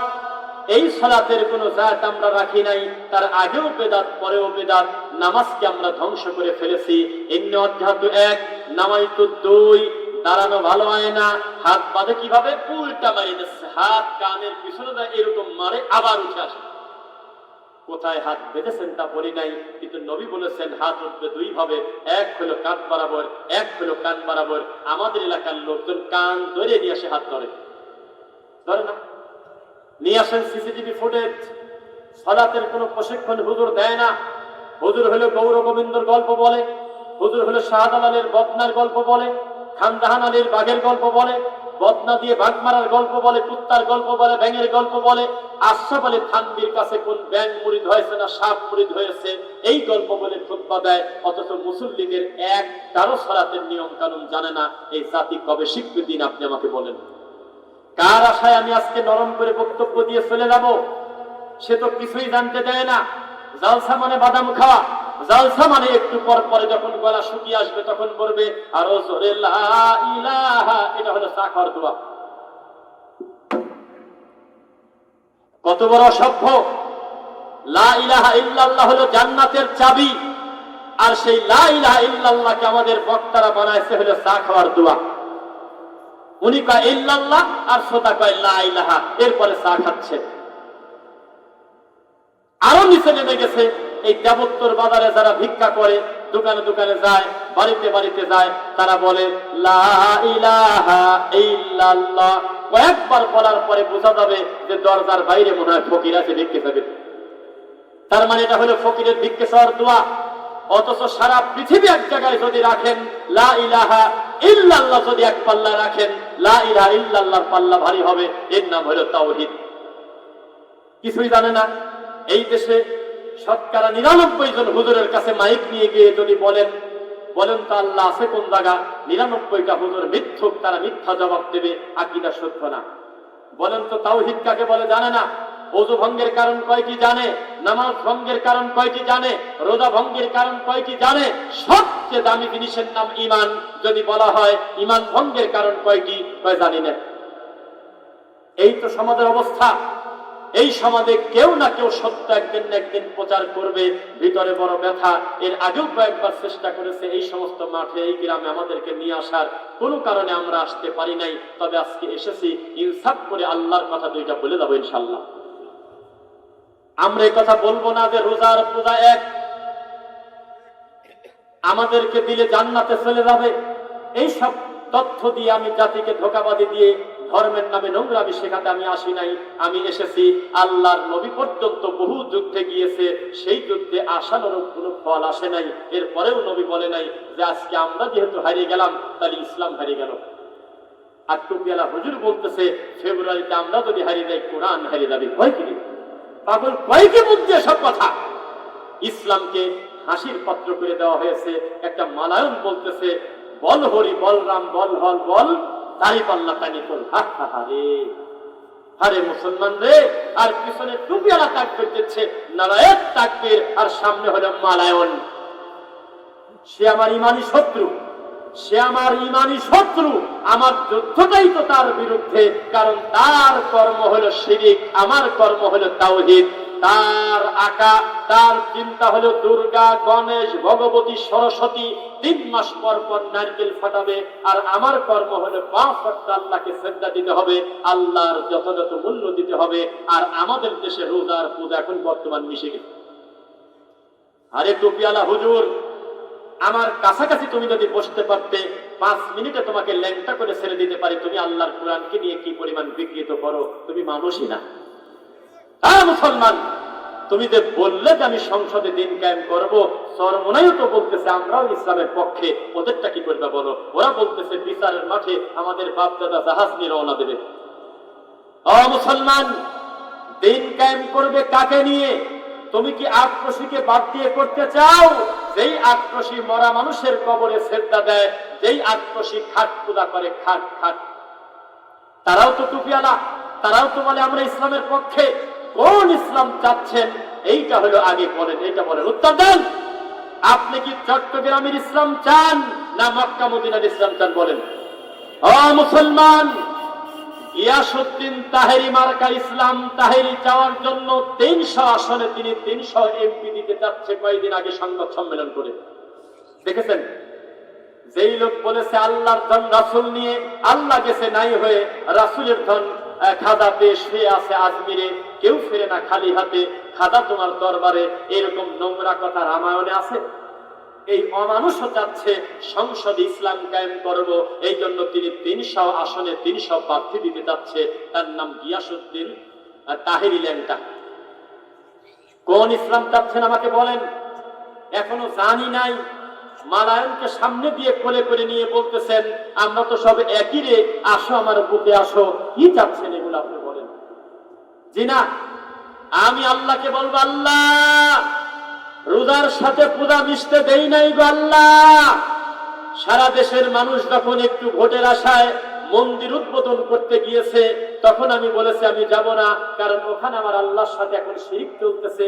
ওখানে যাওয়ার পরে যদি আসমানের গজব এসে আমাকে মেরে দেয়, আমার জীবনের শেষ কর্ম হবে হলো শিরক। আমার নবী রাস্তা দিয়ে সাহাবীদেরকে নিয়ে স্বাভাবিকভাবে যাচ্ছেন, যেতে যেতে হঠাৎ করে এক জায়গায় একটু জোরে করে টান মারছে, জোরে করে রওনা দিয়ে দিল। সাহাবীরাও দৌড় দিল। একটু পরে বলে আল্লাহর নবী আপনি আস্তে আস্তে আস্তে আস্তে হঠাৎ করে দৌড় দিলেন কি কামে? আমার নবী বললেন এই জায়গাতে আল্লাহ গজব দিয়ে 1000 বছর পূর্বে এই সম্প্রদায়কে উল্টে দিছিল আল্লাহ। আমার জানি না আল্লাহর এখনো রাগ মেটেছে কিনা। আল্লাহ যদি গজব দেয় এই ভয়টা আমি জায়গা থেকে সরে গেলাম। আর টুপিওয়ালা আপনার এলাকার হুজুর এই অসভ্য অমানুষ পশু মন্দিরে গিয়ে বলতেছে তোমরা আমরা তো সব একই, ফেব্রুয়ারিতে ভোট। দাজ্জাল মানুষ পশু, তাকানোই তো লজ্জা করে, ঘৃণা করে। আমার আল্লাহ ছাড়া অন্য কোনো কিছুর কাছে বলতেছে দুর্গারে আমার ছেলের পরীক্ষা যাতে ভালো হয়, গণেশ ও সরস্বতী তুমি আমার একটা মেয়ে দাও। রাত দিন যাতে এইভাবে শিরক করতেছে, তুই ছোট লোকের বাচ্চা সেখানে গেলি কি কারণে? ওদিক তো তাকানোই পাপ, ডাইরেক্ট আমার আল্লাহকে অপমান করতেছে, তুই গেলি কি কারণে? আর এই কুষ্টিয়ার এক ছোট লোক, এক অসভ্য এক জোকার মুফতি বলতেছে আমি মন্দির উদ্বোধন করছি। মন্দির উদ্বোধন করছে বলে দেহে যতক্ষণ শ্বাস থাকে ফাঁসির কাস্টে নিয়ে যাও। আর ফাঁসির কাস্টে যাওয়ার আগে যদি বলো তোমাকে একটা মন্দির উদ্বোধন করব, আমি বলবো আমি জীবন দিতে প্রস্তুত, তবে আমি শিরককারীর কাছে গিয়ে উদ্বোধন করব না, কারণ আমার আল্লাহকে অপমান করা হচ্ছে। ও মুসলমান, একটু ভোটের কারণে তুমি কিসের ভিত্তিতে তুমি বললে ওরে মালায়ন আসো আমার বুকে আসো? তুমি আর আমি তো একই, প্রার্থী পর্যন্ত দিয়ে গেছে। এই জাতি লজ্জায় নাক কাটা। তাই তো আমরা বলেছিলাম বাংলাদেশের ইসলাম আর ধর্মের হাড়িতে কুত্তায় মুখ দিয়েছে। কি বলে এগুলো? আল্লাহ ও আমার আরশের মালিক আল্লাহ। 4 জন হেঁটে যাচ্ছে, আল্লাহ নবী বলল মান হাজার রাজুল, সামনের লোকটা কে? বলা হবে উনি একটা জামানার পয়গম্বর। পিছনের 3 জন কে? আল্লাহর নবীকে ফেরেশতারা বলবেন ওই 3 জন হলো ওই নবীর উম্মত। এত কম কেন? বলে দাওয়াত দিয়েছে, তবে তার জামানায় 3 জনের বেশি তার কথা শোনে নাই, এজন্য জান্নাতে চলে যাচ্ছে। আল্লাহর নবী একটু পরে দেখলেন যে লোকের সংখ্যা 3 জন, পিছনে 2, সামনে 1। আল্লাহর নবী বললেন ওরা কারা? নবী বললেন সাহাবী ফেরেশতারা বললেন সামনের লোকটা নবী, পিছনে তার উম্মত। এত কম কেন? দাওয়াত দিয়েছে 700 বছর, 1000 বছর, কিন্তু তার কথা 2 জনের বেশি শোনে নাই, এই জন্য 3 জন জান্নাতে চলে যাচ্ছে। এরপরে দেখা গেল 2 জন। আল্লাহর নবী বলবেন যে কে? সামনে ইমাম, পিছনে মুসল্লি, একজনই তার কথাই ঈমান আনছে, জন্য চলে যাচ্ছে, আর কেউ শোনে নাই।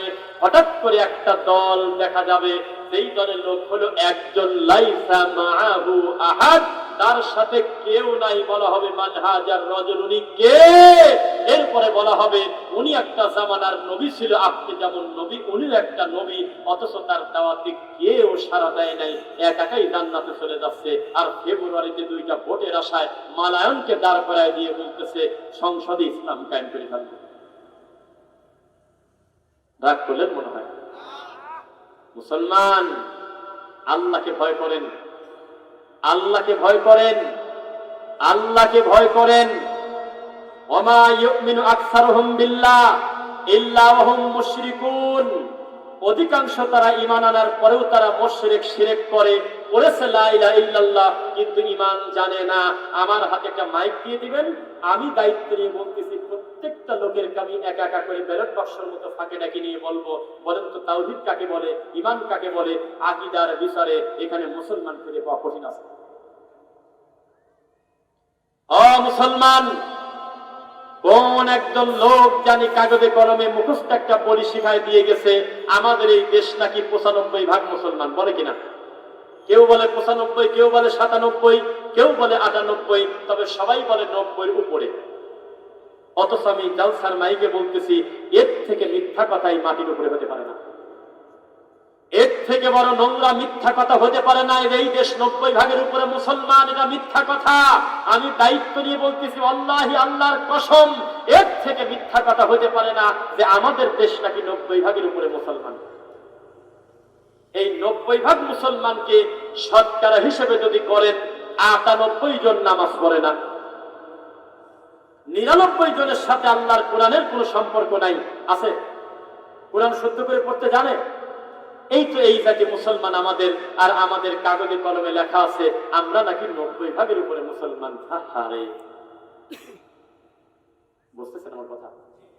এর থেকে যদি আরো উলঙ্গ সত্য কথা শুনতে চান, আমাদের বাকি বক্তব্য ইউটিউব থেকে সিরিয়ালে দেখে নিয়েন। এখন আমরা মা বোনদের ব্যাপারে একটু বক্তব্য দিই ইনশাআল্লাহ। মা বোনদেরকে বলতেছি, পর্দা করেন। ঘরের ভিতরে আপনার মর্যাদা, আপনি হলো রানী। বাপ বেঁচে আছে, বাপ খাওয়াবে, ভিক্ষা করে হলেও সে খাওয়াবে। তিনি মরে গেছে, বড় ভাই খাওয়াবে। বিয়ে হয়ে গেছে, স্বামী খাওয়াবে। স্বামী মরে গেছে, ছেলে খাওয়াবে। আপনি হলো রানীর বংশ, আপনি বসে বসে খালি রান্না করবেন আর অর্ডার করবেন, বলবেন এটা নিয়ে আসো। আল্লাহ আপনাকে এই সম্মান দিয়েছে। আর আপনি যখন ব্যানার নিয়ে রাস্তায় নেমেছেন, অধিকার চাই, অধিকার চাই, তখন আপনি দোকানে দোকানে, অফিসে অফিসে আর বিভিন্ন তেল পাম্পে তেল বেচতেছেন, এই তো আপনার অধিকার। ঢাকা শহরে বড় বড় সুপার শপ, এই সুপার শপে লোকজন বাজার করতে ঢুকবে, ওই দরজাটা টান দিয়ে দিচ্ছে হলে একটা মহিলা। অধিকার নাই এখন? 10 জন ছেলে মানুষের মাঝখানে একটা মহিলা যখন অধিকার চাইছে, চিৎকার দিয়েছে, ওই মহিলাকে মাঝখানে টেবিলে চেয়ারে বসায় দিয়েছে। বাকি 10 জন মা মরা এতিমের মতোই মেয়ের দিক তাকা থাকে। এভাবে অধিকার পাওয়া যাবে না। অধিকার চাইতে হবে, কোরআন হাদিস চাই, কোরআন হাদিস চাই, বলেন ইনশাআল্লাহ। কোরআন হাদিস যদি প্রতিষ্ঠিত হয়, তখন আপনি মর্যাদার আসরে বসবেন, নইলে আপনি যোগ্য সম্মান পাবেন না। বোঝা কি যাচ্ছে? খবরদার, ইসলাম মানবেন, ইসলামের মতো কোরআন হাদিসের বাইরে আমরা চলবো না, বলেন ইনশাআল্লাহ। আমাদেরকে বলে আপনারা এই টুপিওয়ালাদের বিরুদ্ধে বলেন কেন? কত শিরকি কথা, ভুল কথা তো অন্য দলের লোকও বলে। আমি তাদেরকে বলেছিলাম, অন্য দল কোনোদিন বলে নাই যে আমাদেরকে ভোট দাও, জান্নাত দিয়ে দেবো। কোনদিনও কেউ বলে নাই যে আমার কাছে আসো, আমি ফতোয়া দেব, আমি মাওলানা, আমি তোমার জান্নাতের দায়িত্ব নেব। এ কথা কেউ বলে নাই। তুমি হুজুর বলেছো কোরআন হাতে করে নিয়ে যে আমরা হারিয়ে গেলে কোরআন হারিয়ে যাবে। নাউযুবিল্লাহি মিন যালিক। ইসলামকে নিয়ে তামাশা করা যাবে না, দিন নিয়ে মস্করা করা যাবে না। আপনি এভাবে বলতে পারেন কথা যে মানুষকে আমরা দাওয়াত দেব কোরআন হাদিসের দাওয়াত, তখন মানুষ দিন বুঝবে। এভাবে জোর করে তাকবীর দিয়ে কাজ হবে না। আপনাদের কি মনে আছে আজকে থেকে মাত্র কয়েক বছর আগেও এই জাতি আশা করেছিল ডক্টর জাকির নায়েক আমাদের এই দেশে আসবে? বুঝতেছেন না? মনে হয় চুপ থাকে কেন? এটা বলি আগে। ডক্টর জাকির নায়েক এই দেশে আসার ইচ্ছা পোষণ করেছিলেন 28 নভেম্বর, আসা হইল না। বুঝতেছেন না? মনে হয় ইনি কে? যখন টুপিওয়ালা তাবিজ বিক্রি করে, ধর্ম বিক্রি করে খায়, জর্দা খায়, দাঁতগুলো তরমুজের বেশি, সারাদিন ধর্মের নামে মিথ্যা কথা বলে মানুষকে নজরবন্দি করে, মানুষকে ধর্ম নিয়ে আবেগ নিয়ে মস্কারা করে ঠাট্টা করে। এই জাতির সবচেয়ে বড় ধর্ম ছিল নবীকে মাটির তৈরি না নুরের তৈরি। ওদিকে ডক্টর উইলিয়াম ক্যাম্পবেল আল্লাহর কোরআন মাজিদকে ভুল ধরতেছে, বলতেছে 11 জায়গা কোরআনে ভুল আছে। নাউজুবিল্লাহ বলেন। ওইদিকে ইহুদি খ্রিস্টান আমার নবীকে নিয়ে ব্যঙ্গ করে। কেউ জবাব দেওয়ার মতো লোক আখরিয়াতে ছিল না, হুজুররা কেউ দায়িত্ব নেয় নাই। একজন প্যান্ট শার্ট পরা টাই পরা লোককে দিয়ে আল্লাহ জবাব দেয় নাই। কথাই বলেন না কেন? ডক্টর জাকির নায়েক যখন উইলিয়াম ক্যাম্পবেলের মুখোমুখি বক্তব্য দিচ্ছিলেন, এই বক্তব্য শুনে ডক্টর উইলিয়াম ক্যাম্পবেলের মুখের দিকে তাকানো যাচ্ছে না। শেষ পর্যন্ত মাইক নিয়ে উইলিয়াম ক্যাম্পবেল বলতে বাধ্য হলো, আমার ভুল ছিল, আমি আজকে সঠিক জবাব পাইলাম। মুসলমান, উনি তো একজন ডাক্তার, উনি কেন জবাব দেবে? আপনার হুজুর জবাব দেবে। তিনি দেয় নাই কেন? কারণ তিনি জর্দা নিয়ে ব্যস্ত, তাবিজ কবজ ব্যবসায় ব্যস্ত, তিনি দুনিয়াবি সিয়ারের লোভে শয়তানি পর্দায় ব্যস্ত ছিল।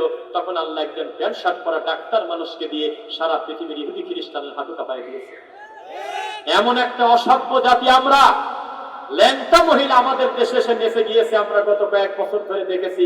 কোটি কোটি টাকা খরচ করে বিশ্বের খেলা উদ্বোধন করার জন্য ল্যাংটা ল্যাংটা মহিলা বাংলাদেশে এসে নাচেছে। আর ডক্টর জাকির নায়েক যখন এই দেশে আসার কথা বলেছিল, তখন আমাদের দেশের কুয়াকাটি মৌলবীর মতো হাজার হাজার মুফতি গৃহপালিত গরু বলছিল, ডক্টর জাকির নায়েক যদি এই দেশে ঢোকে আমরা এয়ারপোর্ট ঘেরাও করব।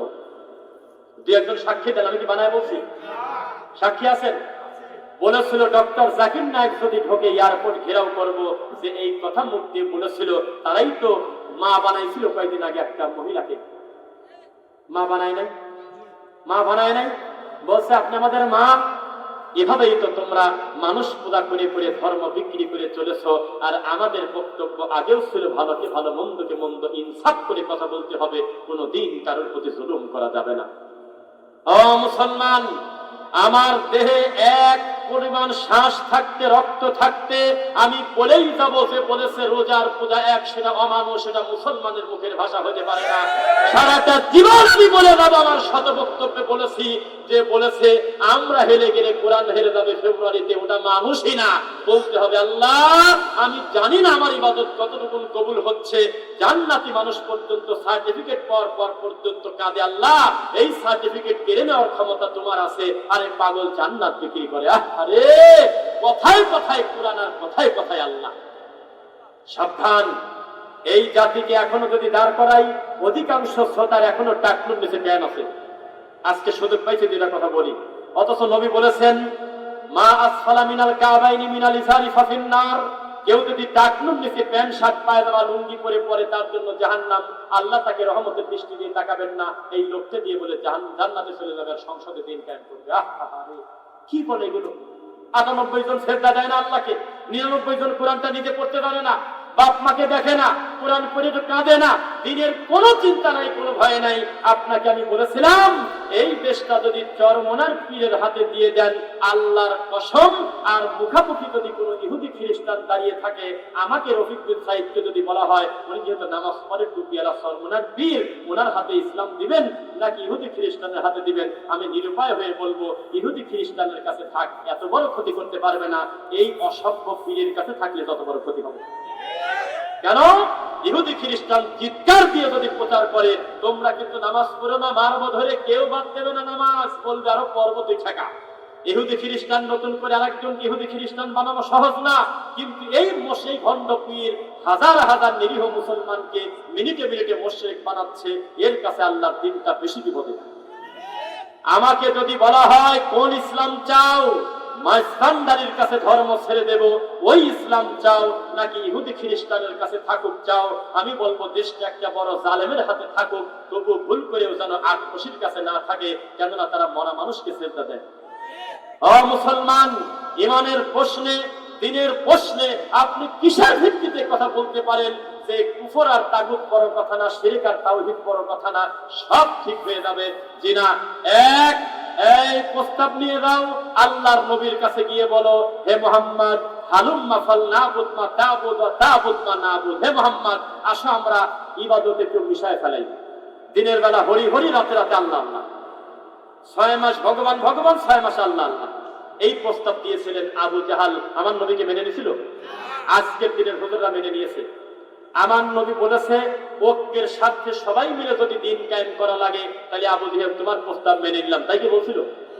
তিনি বলেছে ইয়া আইয়ুহাল কাফিরুন, হে কাফেরের বাচ্চা, লা আবুদু মা তা'বুদুন, তোর ইবাদত আর আমার ইবাদত আলাদা। কিসের ভিত্তিতে ঐক্য করব? আমি আমার আল্লাহকে ভয় করি। লাকুম দীনুকুম ওয়ালিয়া দীন, আমার দ্বীনই আলাদা, তোর দ্বীনই আলাদা, আমারটা আমার তোরটা তোর। কিসের সাথে কি বলে? আহারে ও হুজুর, দায়িত্বশীল হন। ঘাস খায় ঘুরতে আসি নাই। আগের দিনে উত্তর পাড়া কি বক্তব্য দিয়ে গেল হুজুর, পরের দিন দক্ষিণ পাড়া একই বক্তব্য দিত, কিন্তু কেউ জানতো না, কারণ মোবাইল নাই, মিডিয়া নাই, ধরতে পারতো না। আর এখন আমি কি কি ধরনের ওয়াজ করি, মুহূর্তের ভিতরে আমার নাম লিখে হাজার হাজার বক্তব্য সিরিয়াল ইউটিউবে চলে আসবে, চোখে ধোলা দেওয়ার ইচ্ছা আমার নাই বাবা। এর থেকে করা বক্তব্য প্রতিদিন আমরা দেই। আপনাকে আমি বোঝাতে চাচ্ছি, খবরদার আমার আল্লাহ তাওহীদ নিয়ে মশকরা করবেন না ভাই। খবরদার শিরিক করবেন না, বলেন ইনশাআল্লাহ। খবরদার ইমানের সাথে মুনাফিকি করবেন না। একটা জিনিসকে ছোট মনে করবেন না। আমার দিকে তাকান। একদিন আমার নবী দুইটা জিনিস এভাবে হাত ধরে বললেন, ইন্না হাদাইনি হারাম আলা যুকুরি উম্মতি, হে আমার উম্মতের পুরুষরা, তোমাদের জন্য চিরতরে দুইটা জিনিসকে হারাম করে দিলাম। এক, পুরুষ মানুষের জন্য সোনা, স্বর্ণ, গোল্ড। আর একটা জিনিস কি? রেশমি কাপড়। দুইটাই মুসলমানদের দখলে। ওই আপনার প্রবাস থেকে আসছে, মেয়ে বাড়ি থেকে তার গলায় চেন ধরে দিয়েছে, যায়নি? সোনার আংটি নিয়ে ঘোরে। হাজার হাজার অসঙ্গতি বাপ এই সমাজে, কেউ এই বিষয়ে নাম নেয় না, খালি বলে আব্দুল কাদের জিলানীর বাপ বড়ই খায় 18 বছর গোলামি করলো। কি কয় সব কথা? ওর বাপ বড়ই খায় না, নারকেল খায় না, পেয়ারা খায়, এটা শরীয়তের হালাল হারামের কিছু না। আমার নবীর মৃত্যুর বহু পরের ঘটনা। আর এই বড়ই খাওয়ার কারণে কোনোদিন গোলামি খাটা লাগে না, কেননা চলন্ত পানির উপরে কোনো কিছু ভেসে গেলে নদীতে ওটা মালিক থাকে না, ও বড়ই খালি ছাতা কিছুই হয় না। শয়তানি করে আমাদের হুজুররা 100 বছর বুঝাইছে, একটা বড়ই খায় আব্দুল কাদের জিলানীর বাপ 18 বছর গোলামি করছে, পাকা শয়তানি। রামায়ণে এরকম নোংরা কথা লেখা নেই। যে বলেছে 18 পারা প্যাকেট করে নিয়ে আসছে আব্দুল কাদের জিলানী তার মায়ের পেট থেকে, এটা একটা রামায়ণের মতো অসভ্য নোংরা কথা। আমাদের ইসলাম জাদুকর ইসলাম না।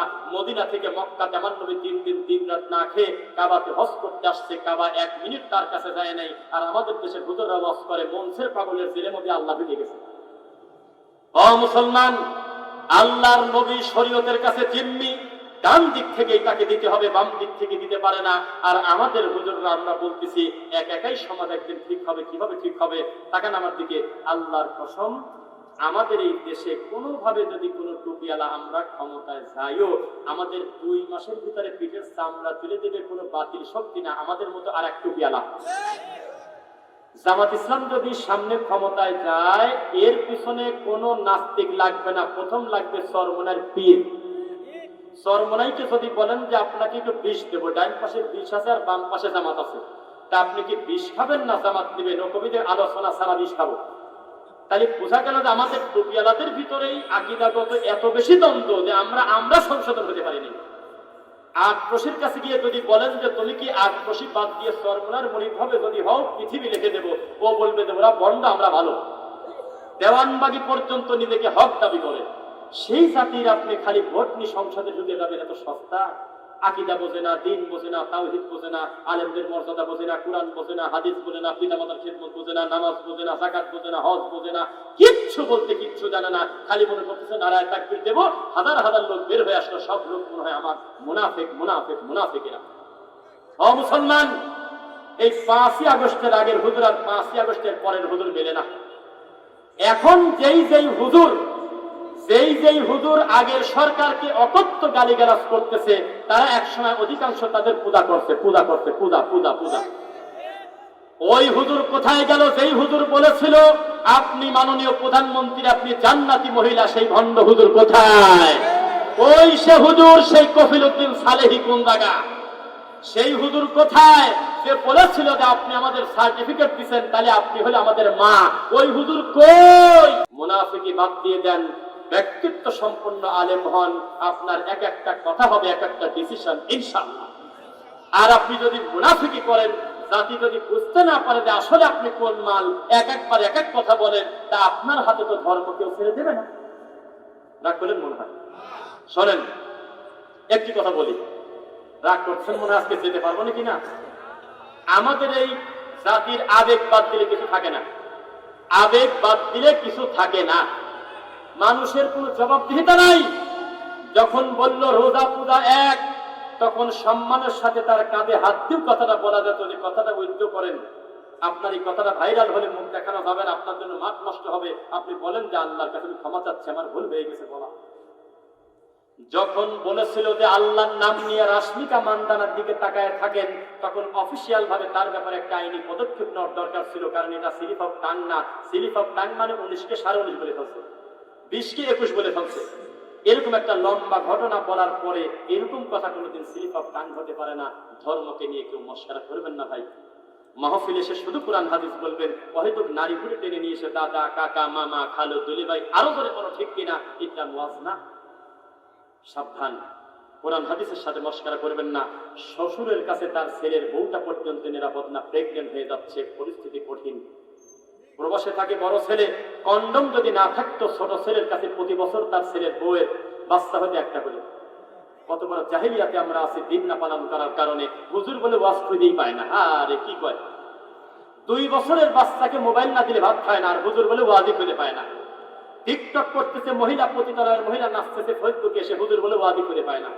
সুদকে তো আমরা হুজুররা প্রতিষ্ঠিত করেই ফেলছি। কোন কোন হুজুর আবার গর্ব করে মাইকে বলে, আরে সুদ খায় না কিনা, সুদ বলে খায় না কিনা। আমি বলেছিলাম 5ই আগস্টের আগের হুজুর আর 5ই আগস্টের পরের হুজুর মেলে না, একেবারে পুরা 90 ডিগ্রি পল্টি নিয়েছে। কথা বোঝা যাচ্ছে? এটা তো জুলুম, আমি পারবো না এত সময় কথা বলতে। আমার পরে পরে পরে আমার যত বক্তব্য দেখবেন 1 ঘন্টা 5 মিনিট, 1 ঘন্টা 10 মিনিট, কিন্তু আমার অলরেডি সময় পার হয়ে গেছে। কিন্তু বারবার কাগজে লিখে দিচ্ছে যে আরো বলতে হবে বলতে হবে। এটা আপনারা তো বলবেন বলেন, কিন্তু আপনার চিন্তা হলো এখানে বাড়ি, আর আমার চিন্তা হলো 325 কিলো মাথায় সামনে আরো। তাহলে আপনি এভাবে, এটা হয় না। আপনি চেষ্টা করবেন আরো কিছু সময় বলি, 20 মিনিট পরে আমাদের সম্মানিত আলোচক তিনি আছেন, তাকে পেশ করার ইনশাআল্লাহ। যে কথা বলতেছিলাম, বসেন। আল্লাহ সুবহানাহু ওয়া তাআলা আমাদেরকে সালাত করতে বলে নাই, বলেছে সালাত আদায় করো সেইভাবে যেভাবে নবী করেছেন। আমাদেরকে হজ করতে বলে নাই, বলেছে হজ করো যেভাবে নবী করে সেভাবে। আমাদেরকে যাকাত দিতে বলে নাই, বলেছে নবী যেভাবে শেখায় সেভাবে করো। প্রত্যেকটা ইবাদত হবে রাসূলের তরিকা। কিসের তরিকায়? তাহলে এখন একটু বলতে থাকি যে যেগুলো না মেলে আমার দোষ দিয়ে না পারা। শুনবেন তো ইনশাআল্লাহ? বিশ্বাস করেন, ডানে বামে সালাম ফেরানোর পরে অধিকাংশ মুসল্লি মাথায় হাত দিয়ে কিদানি পরে, ও যদি সূরা ইয়াসিন পরে তবুও পাপী। যদি আমার এই কথা যদি কেউ আটকাতে পারেন, এই পাশের সাথে আমাকে বাজিয়ে রাখবেন। আমি একা, আপনারা গোটা গ্রামবাসী। আমার নবী অথবা তার কোন সাহাবী যদি জীবনে সালাম ফেরায় একদিন মাথায় হাত দিয়ে দোয়া করে সেভাবে, তাহলে আমি মিথ্যুক, আমাকে বাজিয়ে রাখবেন। এটা আপনারা বানাইছেন। কে শুরু করছে সেটা জানার দরকার আমার না। দলিল যার জমিদার। 2018 সালে না 22 সালে একটা গ্যাজেট পাস হয়েছে, কতদিন জমি দখল করে আছেন বড় কথা না, দলিল আলা দলিল পেশ করার সাথে সাথে জমি ছেড়ে দিতে হবে। আর আগে ছিল যে ভোগ দখলের উপরে একটা ব্যাপার আছে, এখন তা নাই। তো কতদিন ধরে মিলাদ করেন আমি শুনতে আসি নাই। আমি বলতেছি এটা বেদাত। দলিল যেহেতু না আপনি ছেড়ে দেন, না দিলে আমার কি? ডক্টর খন্দকার আব্দুল্লাহ জাহাঙ্গীর রাহিমাহুল্লাহ নামে একটা বড় আলেম এই দেশে ডেলিভারি হয়েছিল, তিনি 2016 সালে অ্যাক্সিডেন্ট করে মারা গেছেন, জানেন?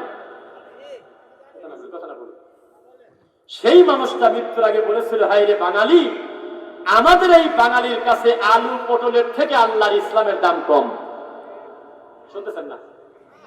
আলু কিনতে গেলে চেক করে দেখে ভালো কিনা, বেগুন কিনতে গেলে দেখে পোকা লাগা কিনা।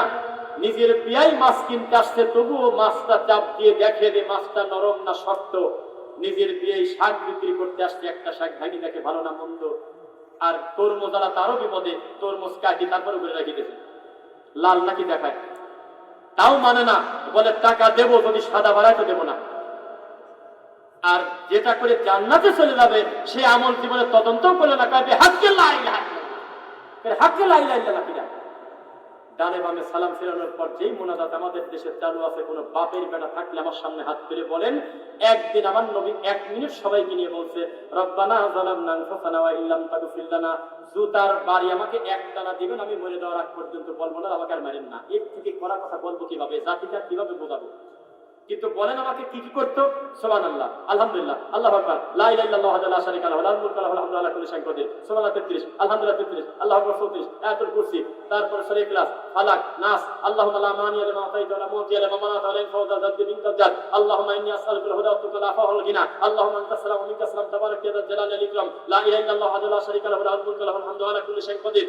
20 মিনিটের দোয়াকে দাফন কাফন করে দিয়েছে আমাদের দেশের এই মুরব্বিরা মুনাজাতের মাধ্যমে। অথচ কত লোক জামাত পায় নাই, এই মুনাজাতের শব্দে লোকটার ফরজের ক্ষতি হচ্ছে।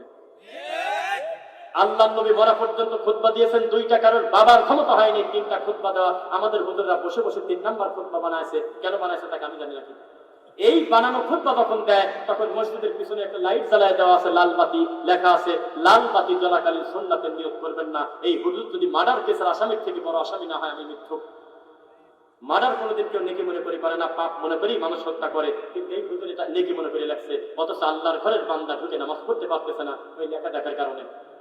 অথচ নবী বলেছেন, ইদা দাখালা আহাদুকুম মাসজিদ লা ইয়াজলিস হাত্তা ইউসাল্লি রাকাতাইন, দ্রুত বলতেছি, যখনই তোমরা কেউ মসজিদে ঢুকবে, যে কোনো টাইম, সকাল নাই, সন্ধ্যা নাই, রাত নাই, কার্পেট আনতে গেছো, একটা ম্যাচ আনতে গেছো, যে কারণে গেছো, আল্লাহর ঘরে ঢুকে আগে 2 রাকাত নামাজ হবে, তারপর বসার পূর্বে 2 রাকাত নামাজ পড়তে হবে। আর এই হুজুর লাল বাতি দিয়ে লেখছে 2 রাকাত নামাজ পড়বেন না, কারণ আমরা এখন সুন্নাতের টাইম পরে দেবো, লাল বাতি জ্বলতেছে। নাউযুবিল্লাহ। ও মুসলমান, এই দেশের ইসলাম হলো রামায়ণদের মতো, ঠাকুরের মতো। যদি প্রমাণ চান, একটা প্রমাণ দেই, সত্যি করে বলেন তো, আপনাদের এলাকায় ফজরের নামাজ যখন জামাতে চলে তখন বারান্দাতে বহু লোক সুন্নাত পড়ে না? কথা কন নাকি কামে পড়েন? ও মুসলমান, আল্লাহ নবী বলেছেন, ইদা উকিমাতিস সালাহ ফালা সালাতা ইল্লাল মাকতুবা, একবার যদি ইকামত শুরু হয়, ওই নামাজ ছাড়া পৃথিবীতে আর কোনো নামাজ নাই। রুকু থাকলে রুকুবাদ, সিজদা থাকলে সিজদাবাদ। কোনো বাপের বেটা থাকলে হাত তুলে বলেন, আমার নবী জীবনে কোনোদিন বলেছে যে ফরজ সালাত সুন্নাত, তুমি আগে সুন্নাত মারো? বারান্দাতে সুন্নাত পড়লেই হুজুর কি মরেছে, এই হুজুর কি মরা, এই হুজুর কি কানা? কোনদিনও তো ডানে বামে সালাম ফিরাই বললো না, আমি ফরজ পড়তেছি, আপনারা কিসের ভিত্তিতে সুন্নাত পড়লেন? আপনার নামাজটা পরে পড়বেন, সুন্নাত, অসুবিধা নেই, গুনাহ হবে না, কিচ্ছু হবে না। আগে পড়তে না পারলে আগে ফরজ হবে, বলে না কেন? 10 টাকার আমার না, বলতেছি আর থাক খালি। বাইনা কুল্লি আযানাইনি সালাহ। এখন এমন একটা ইবাদতের নাম বলবো, এই কদম ডাঙায় এই ইবাদতের নাম শুনেছে আমার জানা নাই। আল্লাহর নবী বলেছেন, প্রত্যেক 2 আযানের মাঝে নামাজ আছে। আযান ও আযান, ইকামত ও আযান। মাগরিবের আযানের পর থেকে ইকামত শুরু হওয়ার আগে 2 রাকাত নামাজ আছে। এই এলাকার লোককে জীবনে কিন্তু শুনছে? শুনে নাই, স্বীকার করতেছেন শুনেন নাই কোনোদিন। আমি বলতেছি আজকে কথা চ্যালেঞ্জ করেন। এই 2 রাকাত নামাজ যাতে বান্দারা পড়তে না পারে, যখন ইদানিং কিছু যুবক পড়া শুরু করছে হাদিসের ভিত্তিতে, তখন বেদাতি ভণ্ড হুজুর ফাযাইলে আমল হাতে করে মাগরিবের পর দাঁড়ায় থাকে ঢাকাতে, যাতে এই সুন্নাত পড়তে না পারে। এই তো হুজুরদের অবস্থা। কই যাব বলেন? একটা হুজুর যদি চেয়ার বানাতো আমার মন ভরে যেত। আল্লাহ, আমার এক আলেম ভাই চেয়ার বানাইছে, চেয়ারে বসে ওয়াজ করলাম। এই মগটা যদি হুজুর বানাতো আমি খুশি হতাম, যে তরিকার হয় হোক। আমি মাযহাব দিয়ে কি করবো? আমি বলতাম আলহামদুলিল্লাহ, আমার এক ভাই এই মগটা বানাইছে, যে মগে আমি একটা চা খেলাম। এই কথা বলেন না, কিছু বলবেন? হ্যাঁ, টাকা দিবেন আসতে। কথা খেয়াল করতেছেন? এই মাইকটা যদি কোনো আলেম ভাই বানাতো, আমার মনটা ভরে যেত যে আল্লাহ, আমার একটা টুপি আলা আলেম ভাই এই মাইকটা বানাইছে, কিছুই বানাতে পারে নাই, এটা বদনা পর্যন্ত বানাতে পারে না, জিকির বানাইছে। গত কয়েকদিন আগে সরমনাই নতুন একটা জিকির ডেলিভারি দিয়েছে। জিকিরের নাম হলো প্রথমে কয়েকবার আল্লাহ, তারপর হলো লা লা লা লা লা লা। যদি হুবহু সেম কথা যদি মোবাইলে দেখাতে না পারে, আমাকে আজকে বাজিয়ে রাখবেন আপনারা। ধর্ম নিয়ে কিভাবে ঠাট্টা মস্করা করে, এদের ব্যাপারে একটা টুপিয়ালা মুখ খোলে না, খালি পূজা করে জি আব্বা, জি আব্বা, জি হুজুর, জি হুজুর, জি খাবলা দান। আল্লাহর কসম, সরমনার পীর বলতেছে প্রথমে কয়েকবার আল্লাহ আল্লাহ আল্লাহ আল্লাহ আল্লাহ বলতেছে। কোথায় আছে লেখা? কোথায় লেখা আছে? কেন আপনারা প্রশ্ন করেন না যে সরমনার পীর যখন জিকির করে তখন মুরিদরা লাভ দেখি? কারণ লাভটা দেখছেন নাকি? বাসে ওঠে, চেয়ার ধরে উল্টে ফেলে, কামড় দেয়, চুমিয়ে খায়, টুপি নেয়, মাইক ছেড়ে ফেলে, তার নিয়ে দৌড় মারে, অথচ ঠিক তার পাশেই মাইকেরা ভাই বসে থাকে। কোনোদিনও তো মাল্টিপ্লাকের মধ্যে হাত ধরে দিল না। জীবনে দেখলাম না এসকোট খেলায় এই রড লাইটে কামড় দিয়ে দিয়েছে, কোনোদিনও তো দেখলাম না। এই পাশে উঠে চলে যাচ্ছে সামিয়ানার উপরে, কোনোদিন দেখলাম না যে লাল লাল লাল কি বলে লাল তার আর কালো তার একসাথে করে গালের মধ্যে দিয়ে দিয়েছে। বোঝে নাই পাগল কি করছে আর কি করা যাবে। জাতে মাতাল তালে ঠিক শয়তানি করে এইভাবে ধর্মকে বিকৃত করে হাসির পাত্র করে। এই জন্য এখন নতুন করে কোনো হিন্দু আর মুসলমান হয় না। খেয়াল করতেন ভাই, কথা বলে না, তাকবীর দেই, লিল্লাহি তাকবীর। আগ্রহ না থাকলে আমি এখনই সালাম দিয়ে চলে যাবো, কারণ আমার পরে যেহেতু আলোচক আছে। লিল্লাহি তাকবীর। আমি বলতে চাচ্ছি এখন নতুন করে কোনো মালায়ন কি কালেমা পড়তে চায়? কারণ ওরা জানে যে আমরা ওরা তো একই। আমরা মাটির নিচে, ওরা মাটির নিচে গাড়ি একটা পূজা করে আকৃতি দিয়ে, আর আমরা মাটির উপরে একটা কিছু দিয়ে পূজা করি। পার্থক্য তো নেই। দুর্গা দরগাতে একই, একই তো, পার্থক্য তো নাই। আমাদের আছে মা, ওদের আছে বাপ। এখান থেকে চট্টগ্রাম চলে যাবেন, রাস্তার দুই ধারে কত ঠাকুর কত পীর পাবেন, তার হিসাব নাই। দুঃখিত, আমি পীরকে পীর বলি না, আমি বলি ঠাকুর। আপনি রাগ করলে আমার কিছুই করা যায় না, কারণ পীর বানানি হয় না, আরবিতে বানানি হয় না। কোন বাপের বেড়া যদি বানান করতে পারে পীর, আমি সবার সামনে কান ধরি, তওবা করো, বানান করেন আমি শুনবো, একটু চুপ থাকলাম। হাত তোলেন। আরবিতে বানান হয় না। এত বড় কোরআনে যে শব্দটা ঢুকলো না, এই পীর মুরিদের খেলা আমাদের দেশে চলে কিনা? আপনি এলাকায় নাই মনে হয়। প্রত্যেকটা পীরকে আমরা মনে করি আবু জেহেলের থেকে বড় ভণ্ড। প্রত্যেকটা মুরিদকে মনে করি আমরা গৃহপালিত বলদ, যাদের কোনো আক্কেলের দাঁত থাকা পাবে না। পীর শনিবারকে বলবে মঙ্গলবার, মুরিদ বলবে জি আব্বা জি আব্বা।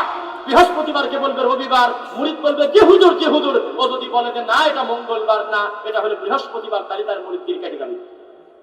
কারণ পীর মুরিদের আদবে লেখা আছে, বাহ্যিক ভাবে যদি কোনো পীরের কর্ম মুরিদের ভালো না লাগে, তবুও চুপ থাকতে হবে, বুঝতে হবে এটা মারিফতের খেলা রে বাবা। যেটা মেলে না শয়তানি, সেটার নাম দিয়েছে মারিফত। আবুল সরকার আল্লাহকে গালি দিল, তোমার লজ্জা হয় না রে মুসলমান? আবুল সরকারের মতো কুলাঙ্গারে দেশে জন্ম হবে কেন? প্রকাশ্যে আমার আল্লাহকে বলতেছে, আল্লাহ নাকি এক এক জায়গায় এক এক কথা বলে। আল্লাহ মুনাফিক বলেন, নাউজুবিল্লাহ। পিছনে যারা আছেন আমার দিক তাকান তো, নিজ দায়িত্বে একটু আমার কাছে কাছে আসেন তো ভাই। কথা আছে, বহু কথা আছে, বহু কথা আছে, আসেন তো আসেন। আপনাদেরকে খুব ভালোবাসি, আমি একটু পরেই চলে যাব। এখানে আমার একজন ওস্তাদ সম্মানিত বড় ভাই মোহতারাম আমিরুল ইসলাম জিহাদি হাফিজাহুল্লাহ আছেন। আমি যেমন মাইকে বক্তব্য দিচ্ছি, তিনি এরকম একাধিক মাঠে আল্লাহ তাকে দিয়ে দাওয়াতি কাজ করান। আমি চাইবো তিনি সম্মানী মানুষ, তিনি আমার কাছে আসলে আমার মনটা ভালো লাগবে। আমাকে অন্তর থেকে তিনি আল্লাহর জন্য ভালোবাসেন। আল্লাহ তুমি এই সম্মানী আলেমকে তোমার দিনের জন্য কবুল করো আল্লাহ। আল্লাহ তার মর্যাদাকে তুমি বৃদ্ধি করে দাও আল্লাহ। আবুল সরকার কি বলছে শুনবেন নাকি? এইটা ভেঙে দিলে কমিটির লোক বলবে যে আজকে এইটুকুতে কথাটা বলে গেল, আমাদের কথা কানে ঢোকে নাই, বিবেকের মধ্যে ঢোকেছে। আবুল সরকারকে সুযোগ দিয়েছে আমাদের দেশের হুজুররা। একটু উল্টা উল্টা লাগলো না? আবুল সরকারকে সুযোগ দিছি আল্লাহকে গালি দেওয়ার হলে আমরা কেন? আবুল সরকার বলতেছে আল্লাহ এক এক জায়গায় এক এক কথা বলে। কি বলে? আল্লাহ নাকি এক জায়গায় বলতেছে আউয়ালু মা খালাকাল্লাহু ইশক, আল্লাহ প্রথম সৃষ্টি করেছে হলো প্রেম। অথচ আপনারা এখনো জানেন না, এই কথাটা প্রথম শুরু করছে আমাদের এই উপমহাদেশে হলো সুফিরা, সুফি, যাদেরকে আপনারা সুন্নি নামে চেনেন।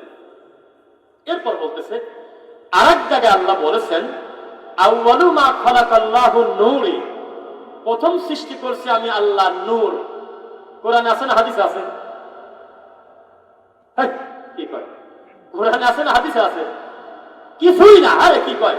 এটা মেড ইন চায়নার হাদিস, কিছুই না। তারপরে নাকি আল্লাহ বলতেছে আউয়ালু মা খালাকাল্লাহু রূহি, আছে কোন জায়গায়? কোথাও না। অথচ এই কথাগুলো আমাদের সমাজে চলে না। আল্লাহ প্রথম সৃষ্টি করছে আদম নবীর কানা, নবীর রূহ বলে না? রামায়ণের নাই সব নোংরা কথা। এইগুলোকে এক জায়গা করে আবুল সরকার আমার আল্লাহকে মুনাফিক বলে গালি দিচ্ছে, নাউজুবিল্লাহ।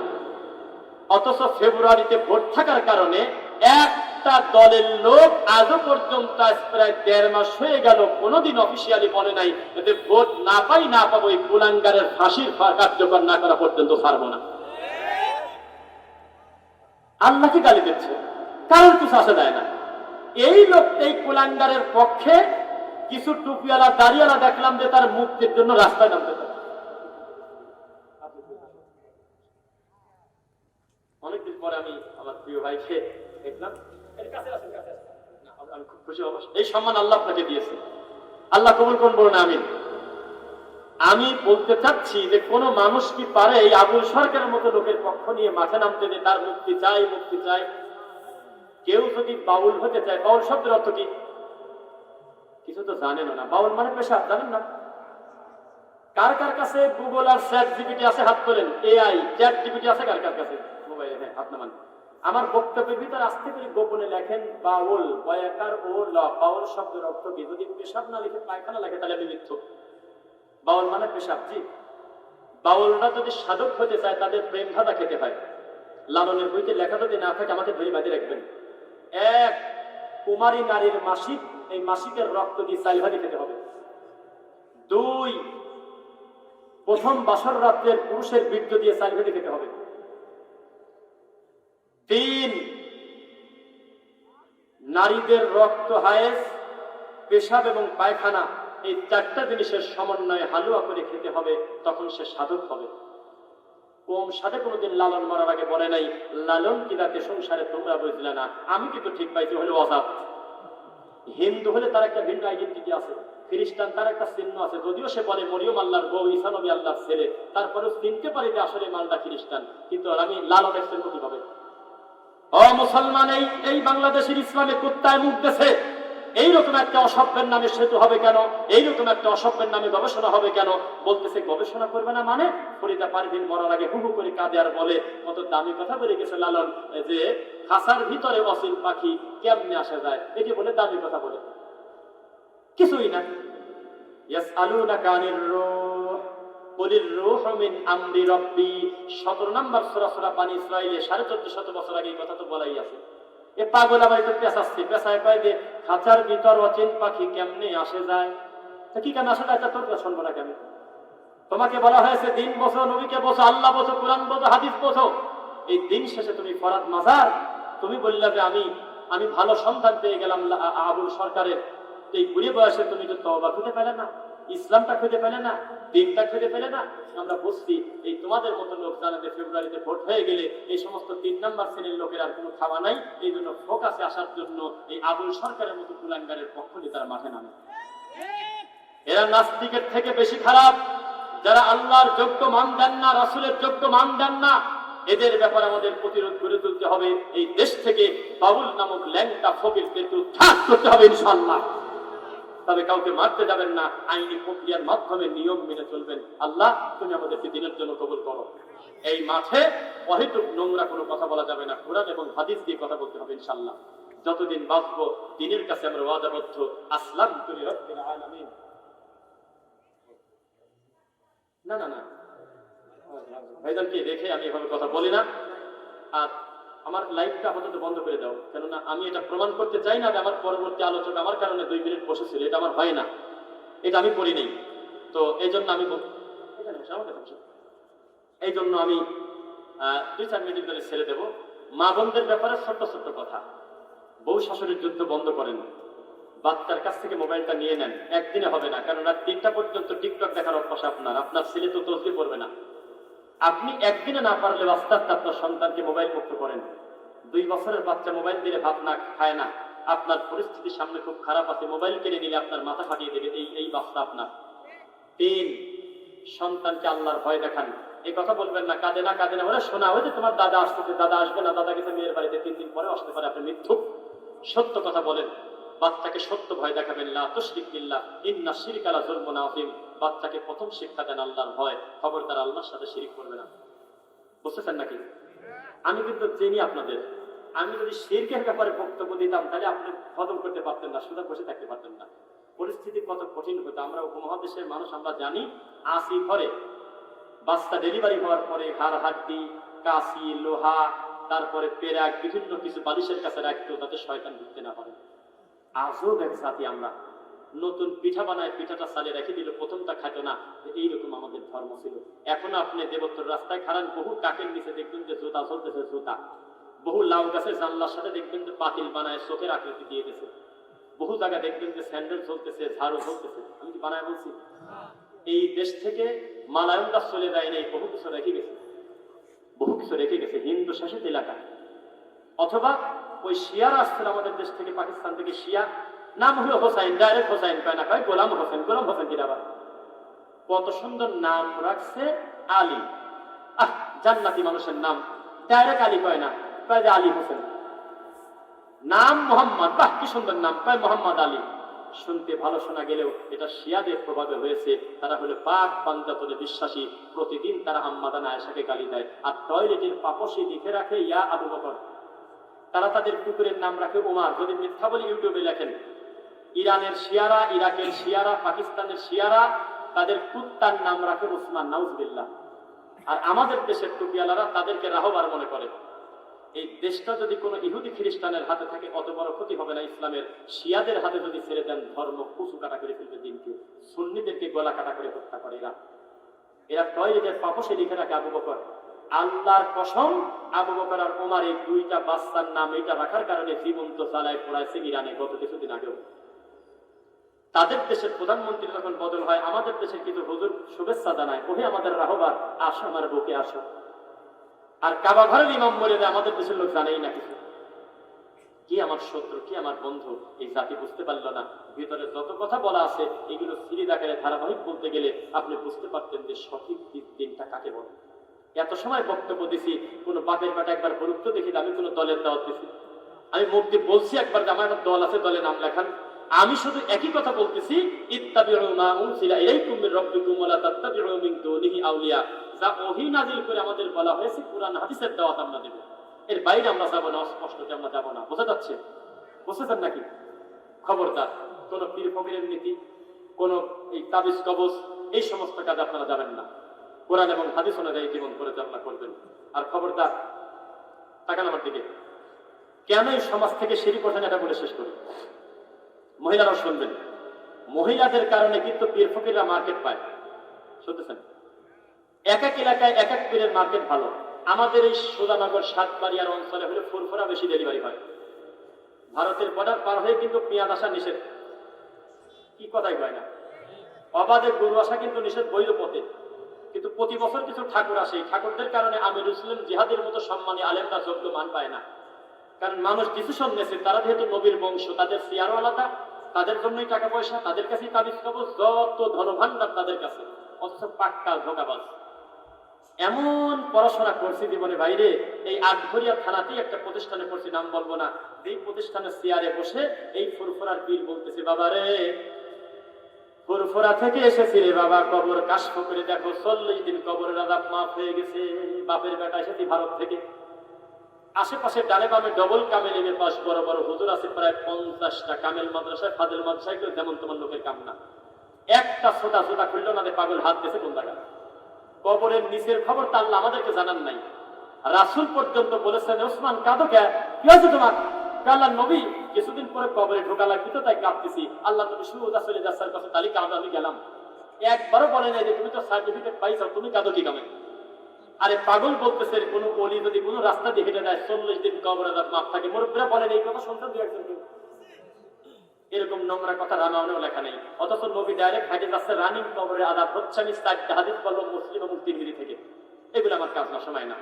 তবে জেনে রাখবেন, ইউখরিজুহুম মিনাজ যুলুমাতি ইলান নূর ওয়া ইউখরিজুহুম মিনান নূরি ইলাজ যুলুমাত। আল্লাহ অন্ধকার থেকে আলো দেয়, আবার আলো থেকে অন্ধকারও দেয়। আদম আলাইহিস সালাম হলো আমাদের সবার আব্বা, অথচ তার এক ছেলে হলো মার্ডার কেসের আসামি। নূহ আলাইহিস সালামের ছেলে মারাত্মক একটা খারাপ লোক। লূত আলাইহিস সালামের বউ হলো খুব খারাপ লোক। ইব্রাহিম আলাইহিস সালামের বাপরা নিকৃষ্ট লোক। অথচ তাদের ঘরে আল্লাহ কি দিয়েছে দেখেন। তার মানে কি, আমার আল্লাহ ওয়াকুলিল হাক্কু মির রাব্বিকুম, হক তার পক্ষ থেকে আসে। তিনি সায়েন্সের জন্য অন্ধকার থেকে কবরে পদ্মফুল ফোটে, বলেন আপনাদের এলাকার ভাষায় আল্লাহ দেন। এই বংশ পরম্পরায় যারা বলে এখন আপনাদের সামনে বক্তব্য দিবেন, সিলসিলায় ফুরফুরা জয়েন করি, এই পুরি সেই পুরি, দাদা হুজুরের, মেদা হুজুরের, লোয়া হুজুরের নাতির, বেটার বড় ছেলের দোস্তর, নারী ভুড়ি, সব খন্ড। প্রত্যেকটা লোক এখানে আমরা নবীর বংশ, আওলাদের রাসূল। যদি প্রমাণ করতে না পারে আমাকে পিটাবেন। সবাই আওলাদের রাসূল। এই ভাইও তাই, আমার বাম পাশের আমার আলেম ভাইও তাই, আমিও তাই। কেন? আদম আলাইহিস সালাম রাসূল না? ইন্না খালাকনাকুম মিন যাকারি ওয়া উনসা ওয়া জাআলনাকুম শুউবান ওয়া ক্বাবাইলা লিতাআরাফু। প্রত্যেকটা আদম সন্তান হলো আওলাদে রাসূল, মানাও না আওলাদে রাসূল। এখন প্রশ্ন হলো, সন্তান হলেই হবে না সুসন্তান হতে হবে? সন্তান, কিন্তু নূহ নবীর মতো, তাহলে কি হবে? বিপদ বাড়লো না করলো? বোঝা গেল সুসন্তান হতে হবে। এই যারা বংশ পরম্পরা আপনাদের এলাকায় আছে, এগুলি সবই ভণ্ড, রক্ত প্রথা, বংশ প্রথা, এগুলো দূর করার জন্যই আমার নবী দুনিয়াতে এসেছিলেন। এখন আমাদের দেশে বৈষম্য আছে, আবার বৈষম্য বিরোধী আন্দোলন হতে হবে। এই আন্দোলনে থাকবে ইসলাম, চলবে ইসলামের গতিতে, কোনো বাপ দাদার নীতিতে নয় ইনশাআল্লাহ। আবার বৈষম্য বিরোধী আন্দোলন হোক, এই আন্দোলনে বলা হবে জলসার মাইকে শুধু আল্লাহর কথা, শুধু নবীর কথা হবে, কোনো বাপ দাদার কথা, কোনো ভাইসা কথা হবে না ইনশাআল্লাহ। আল্লাহ আমাদের ক্ষমা করুন। মা বোনদেরকে নসিহা করি, খবরদার কুরআন হাদিসের বাইরে চলবেন না, সঠিকটা শুনবেন, ভালোটা শুনবেন। আর বাড়িতে যদি মসজিদে থাকে